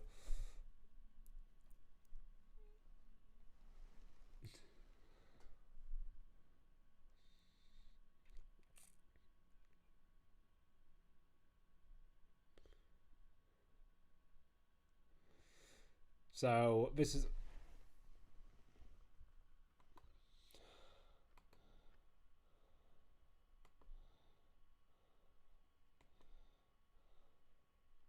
So I send my teammate an invite because he had a... Because he got a disconnect.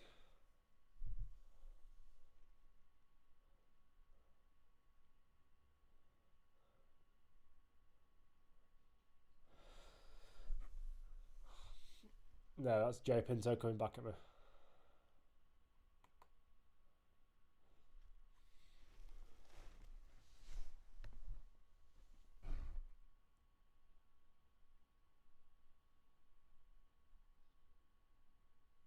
Yeah, you can see I have a variety of insults, including spoonhead, which that's a great insult.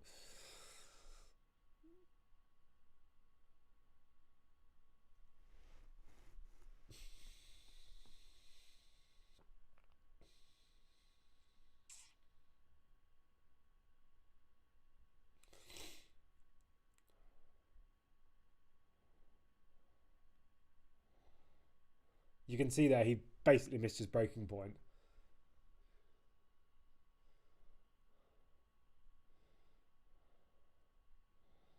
And I'm still trying to defend from him. And I do defend from him.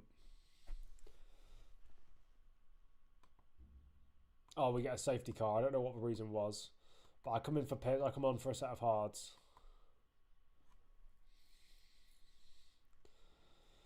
So this is me thinking about if I can get hards to the end.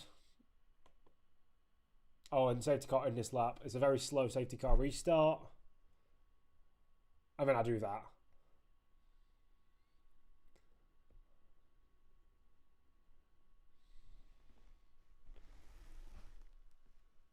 We can't hear audio from the recording though, which is quite sad.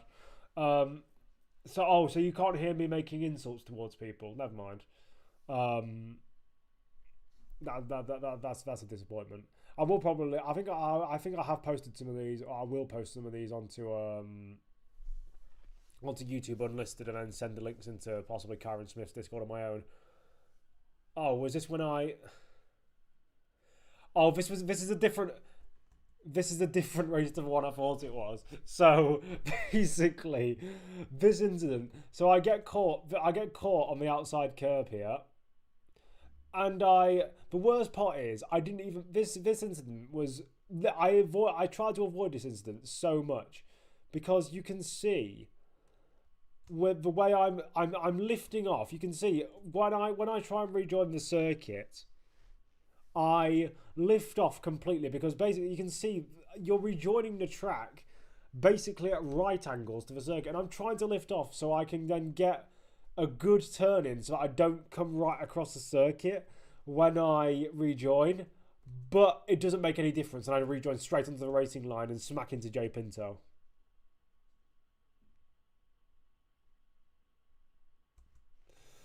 I thought that race was a different one to what it actually was, and it's got I ended up finishing third in that race, but I get a penalty for that collision. I'm going to go on a different one because I genuinely wanted to show you a different one. It wasn't payback for that wasn't fair though. He put me in a wall and I did lose time, but it wasn't. Yeah. What is this one? That is Netherlands. What did I do in this race? Well, this was my defensive masterclass where I rattled a ton of people because I was really good at defending.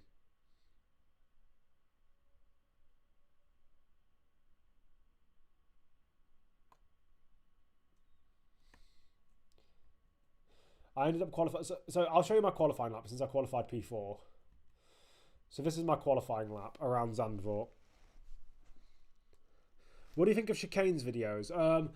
He's good. He's a really good YouTuber. I mean, I remember videos that I really like of him were the Jean-Denis Delatraz one I liked. And I think the first video I watched of his was the Luca Badua video. And I liked that one as well because he does topics that are kind of niche, but also not niche at the same time. Which I enjoy because he does the Sebastian Loeb video is fantastic because I'd never heard of that story before I watched that video, and it was kind of cool.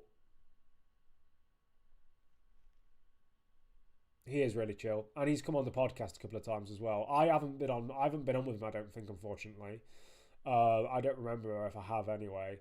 Same with Dan No Skill. I think I was slightly too early for those, or I was slightly too late for those two to be on with them.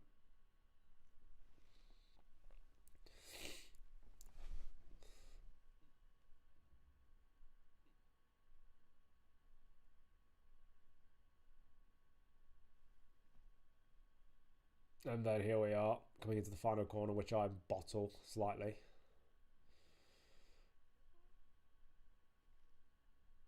And then take the tight run to the line.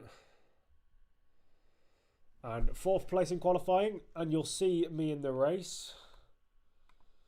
So I think I was trying a one-stop, and I was... Right, we'll see what I do on the start. You're not looking at my setups.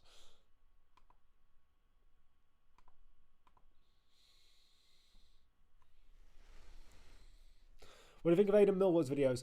I've gone off of his videos recently, not because I don't like his channel, but just because most of the stories that he posts I already know about, and I don't need to talk. I don't need to hear about it again, kind of thing. But he's a good content creator. I think he glazes Damon Hill a bit too much, but other than that, he's really good. So I get into third by turn one.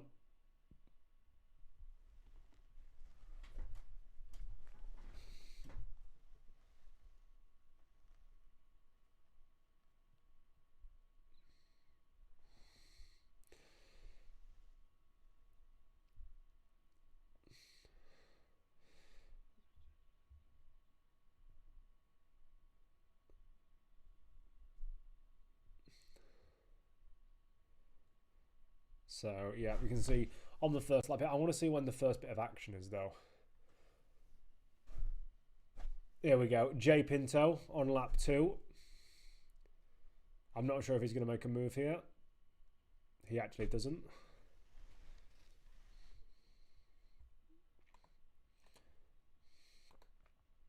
Oh, Jay Pinto got by me. Let's see how he got by me. Oh, just by a boring pass on the straight that I couldn't defend. Okay. But there was some good defending from me during this race. So you can see Dave the Scrub coming up behind me. I deploy some of my ERS, but I'm clearly at a disadvantage because I'm not deploying any battery down this part of the straight. I block the inside and then perfectly judge that he tries to go by around the outside, but it becomes the inside for this corner.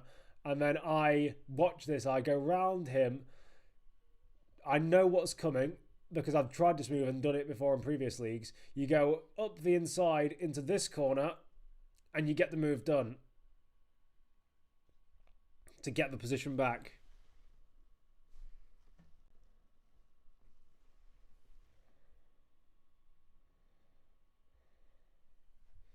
What do you mean by Nedzo showing himself?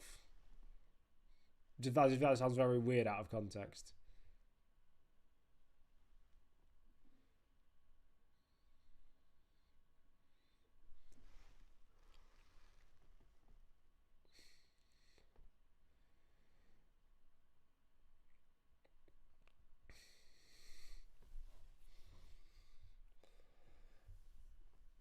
And then I deploy ERS off of this corner? I do deploy ERS off of this corner. But I don't think it's going to be enough. Do I try and stick it around the outside here? Of course I do. But he goes deep. I cut back on the inside. And then I try and do the exact same thing, but he just does that. I go to the inside and keep the position.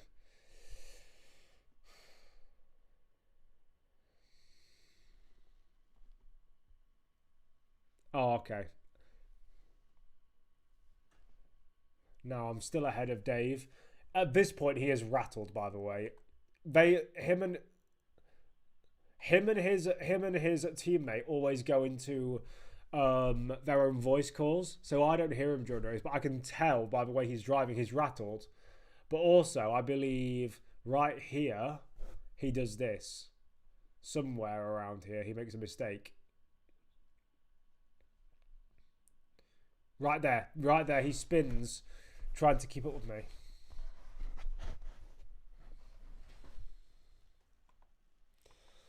Now, Shaggy, who is another fast driver,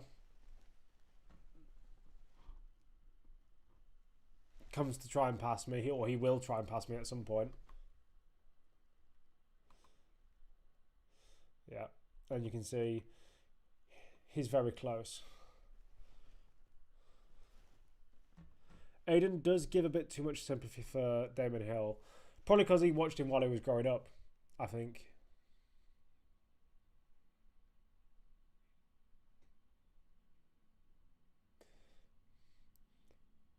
There's Shaggy. He's now everyone's now stacking up behind me. But I don't feel the pressure. Oh yeah, I've just said in my commentary, you can't hear it, but I said Nedzo trolley train, which is kind of perfect. What do you think of the British bias thing that triggers Aiden? British bias in terms of F1 doesn't really exist because Ollie Behrman exists. Ollie Behrman is the driver who has been most treated unfairly by the stewards. So, and he's British, so I don't think British bias is really a thing. I think that certain members of the media are biased towards British drivers, Damon Hill, Johnny Herbert, and Crofty and Ted Kravitz. But I wouldn't say that British bias is a major problem because it exists in other media outlets like Dutch media praises Verstappen, Spanish media praises Alonso. It's fine because that's how global media works. They have their own markets that they need to try and prioritize, and that's fine.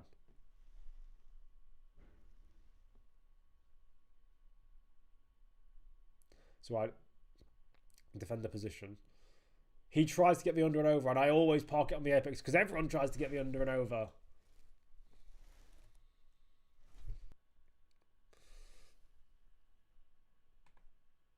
Oh, I think this was a lap where he got angry and he was sick and tired of being stuck behind me. Outside of the UK, the commentary is insanely biased compared to the F1 commentary. Yeah. I think this is where Shaggy goes for a move that I don't like. Yep. So I get damage from that.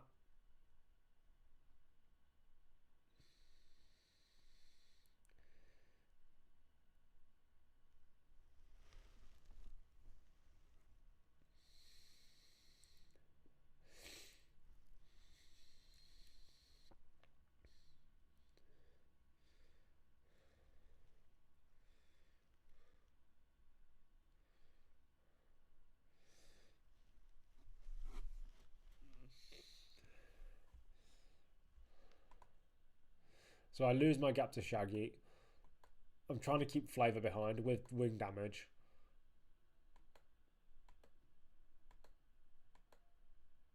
I stay on these tyres for a couple more laps.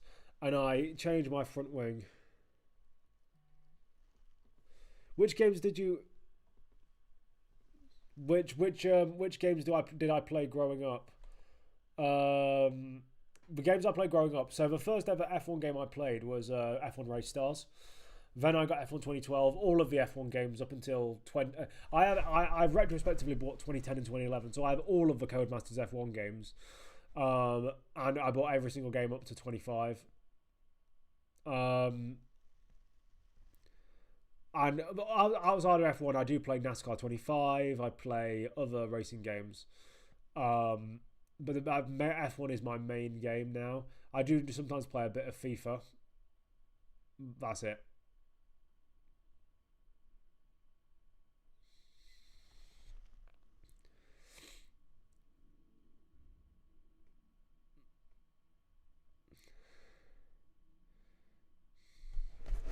So I got damage and I had to pit and lost time. So I've got quite a few drivers behind me. I've got Arctic Ryan behind me now. So I defend to the inside, as I always have done. He tries the under and over, then just runs straight into the back of me even though I block off the move. And then I try it around the outside. He forces me slightly wide, but I defend the position. He tries another switchback and it fails again.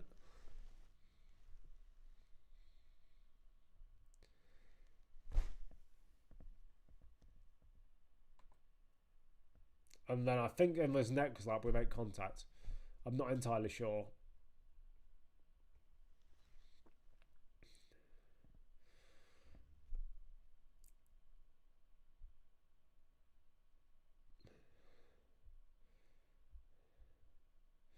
So I keep to the inside, but I don't need to because he doesn't have the overspeed to get up to me. Oh, he's really close here, so let's go on board. So I defend to the inside again. Shock horror. The F1 games in 2000 sucked. Only good ones were Grand Prix 4 and Championship Edition. I mean, Grand Prix 4 is arguably the best. Apparently, I've heard it's the greatest racing game of all time, although I've never played. And I've never played Championship Edition either. Because it was on PlayStation and I was on Xbox. Schumacher Japan 2000 might be the clutch performance in the history of Formula 1. I mean, I haven't seen. I've seen Japan 1998, which was almost the most clutch performance in F1 history, but wasn't actually the most clutch. Right now, Dave is right up to the back of me again after his earlier antics. Let's see what happens here.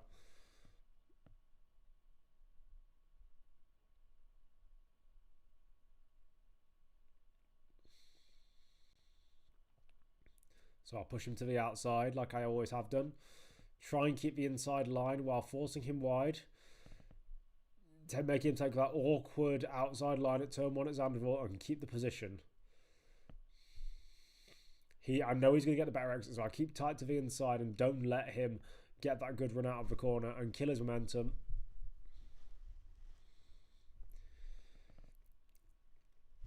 And that's another position defended. Now coming up to the straight again.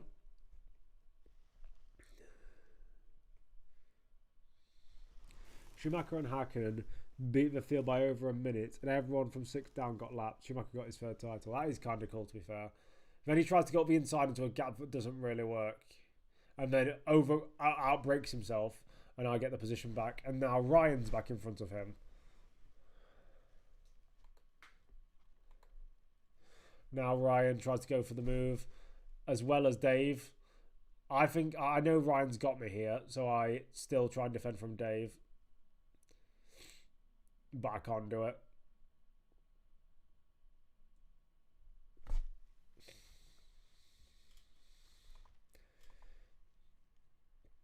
So these two fight into the next lap.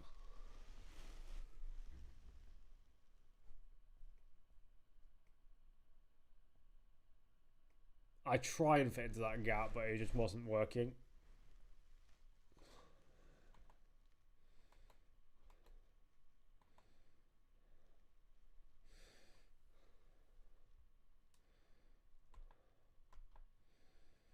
Here we go, they make contact round here.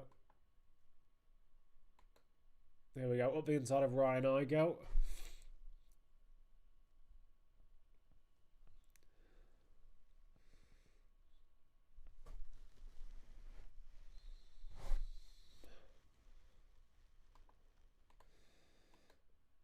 There we go. Round here. And this is where I start catching up to other people. Oh, what was that? What was that? Something happened.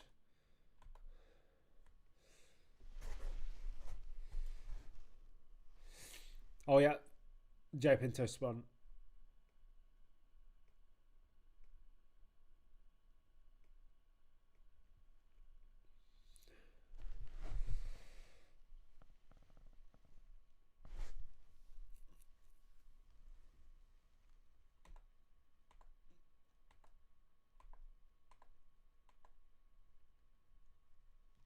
And then you can just see me. I'm stuck behind these lot.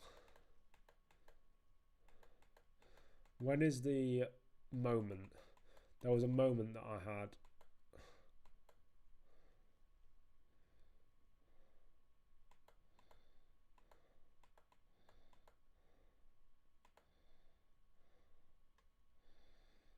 Was it on the last lap? It might have been.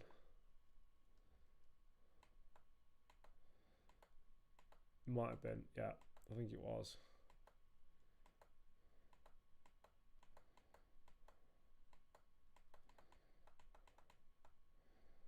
Or was it beforehand?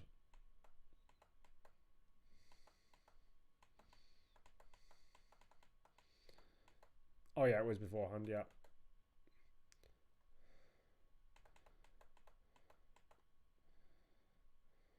So, coming into here, I defend from Arctic Ryan once again. Get hit in the side.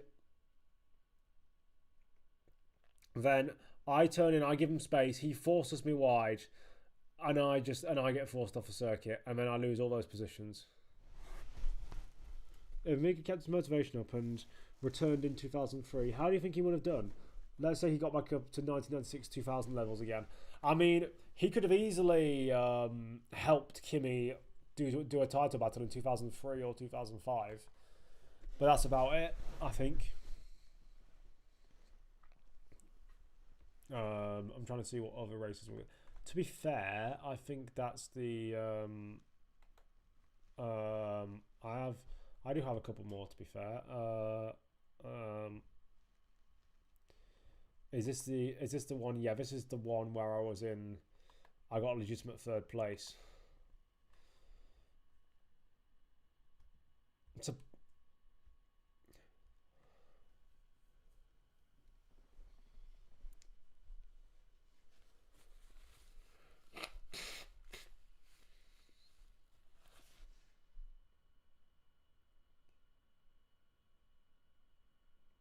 So basically, my wheel decided it was not going to work at the start of a race. So I had to sort out my wheel and put my. I wear a racing glove, but my racing glove, I hadn't got it on at this point because I was doing all the adjustments in the setup menu. So I had to get my glove on and start the race within like 5 seconds. And as you can see, that didn't go well because I got the worst start.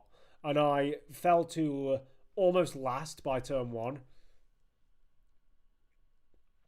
But I managed to. I went from 12th back up to 10th, and now I'll be trying to make my way through the field. The thing is, Hakkinen loved a crash. He was very lucky in the sense that he survived the accident, but somewhat unlucky he had it and it almost finished him.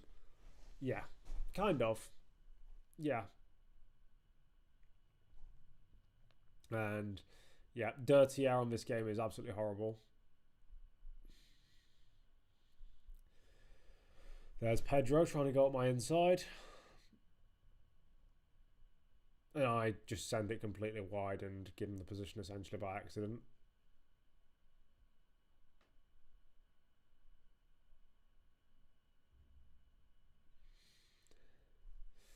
So we'll watch me try and advance through the field in this race. I go around the outside of Pedro.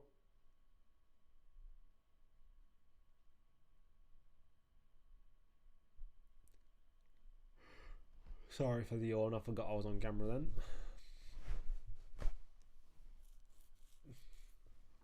Someone had wing damage there.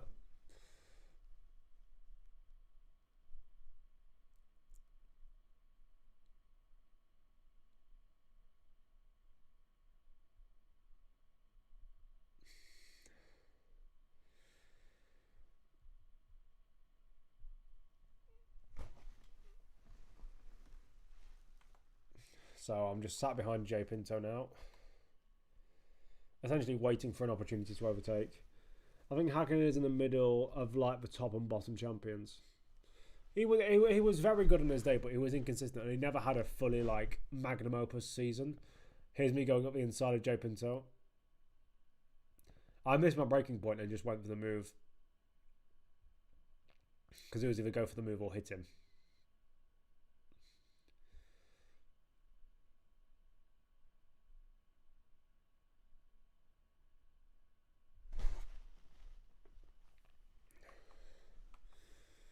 And then we come through here.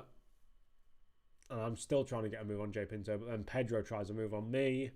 And there's nothing I can do because I have no battery to defend.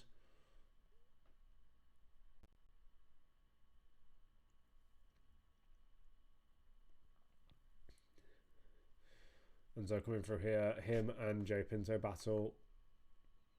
And so I've lost the position. What happened? Oh, I spun. So coming out of here, I don't know how I did it, but I spin.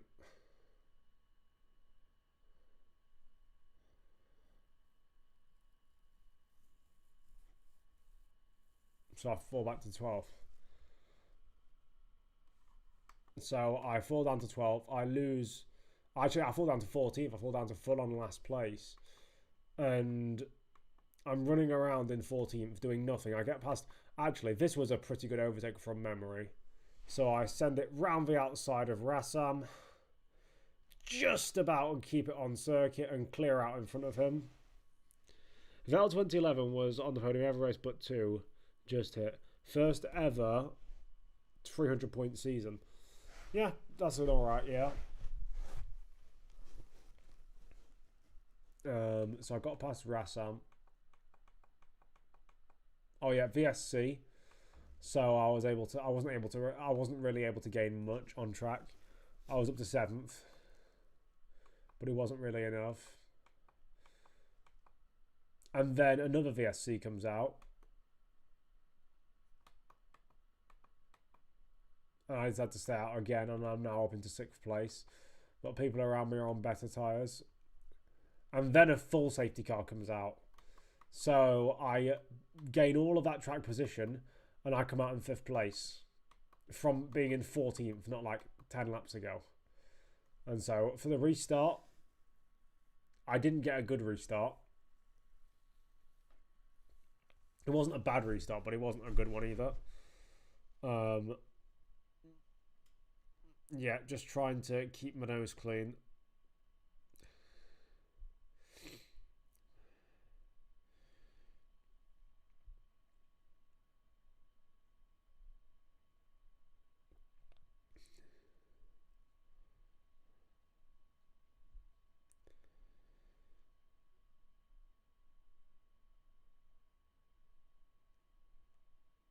And you can see now we're going through here. And I'm not really able to do much because of the dirty air. Assis pulls away. I'm trying to keep up with him. I actually get alongside and through and nearly through on him here. But he tries to hold me back. But I decide to hold my ground. Sneaky Eel then tries to get by me. And I forgot to report this, but he overtakes me off circuit.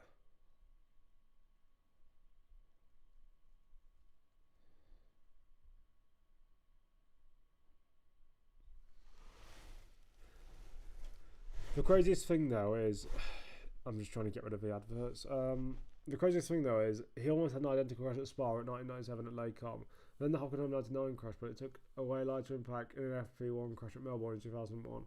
That Melbourne crash is the one that made him retire, but it's nothing compared to the Spa 97 and Hockenheim 99 crashes. Yeah, I can see that.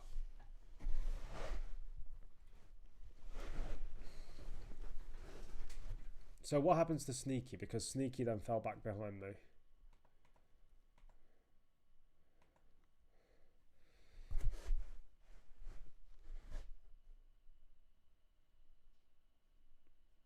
Oh, so Sneaky get the position back. Ah.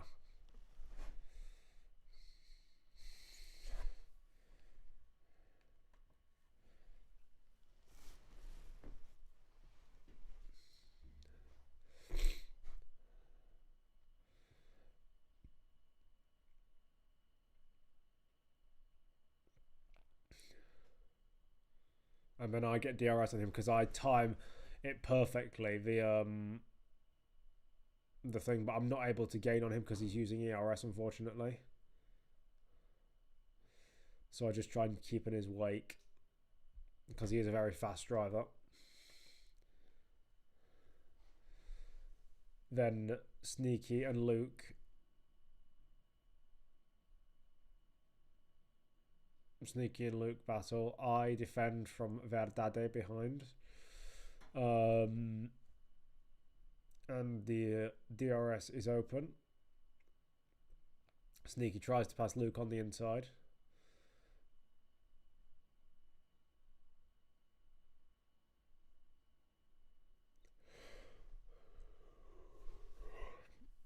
And Sneaky gets by Luke. My objective is then to get by Luke. And then Sneaky crashes out on the final on the second to last lap. So I'm now in third place, and I've got Luke right in front of me, and I've got a second place as an opportunity.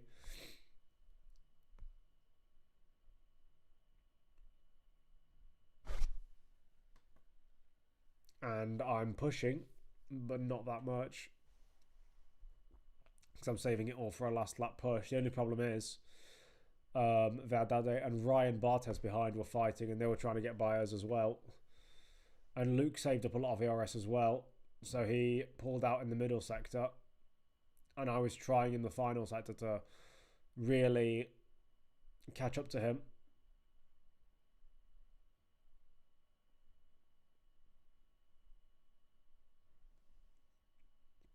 But I made contact with the inside wall and lost out. And I still tried in vain to deploy ERS. The gap got very tight. And he doesn't have the best run through the final corner at all. I have DRS up to the line, but it's not enough. I'm out, homie. Catch you next time. Okay. I mean, to be fair, I have been on stream for, nigh on 3 hours now, and that was the third race that I've covered. 3 hours and 44 minutes, nearly 4 hours. So I might just end it here. I hope everyone's had a great time listening to this. I hope we had a great time having to talk about F1, about drivers, about sim racing, about all sorts. I will be live on my Twitch actually tonight. I'll be doing British University sim racing. That league is quite fun. Now we're streaming that on my Twitch. My Twitch channel is just Nedzo, Nedzo. You can follow me on there, and we will be going live. I think, is it 7 o'clock? I think it's 7 o'clock. So we will be going live then, and I'll be racing in British University sim racing. I hope to catch you then, but I think for now, that means I am out. My broskies. I've never said that again. No, I never will say that again. I apologise. I'm Nedzo. See you all later.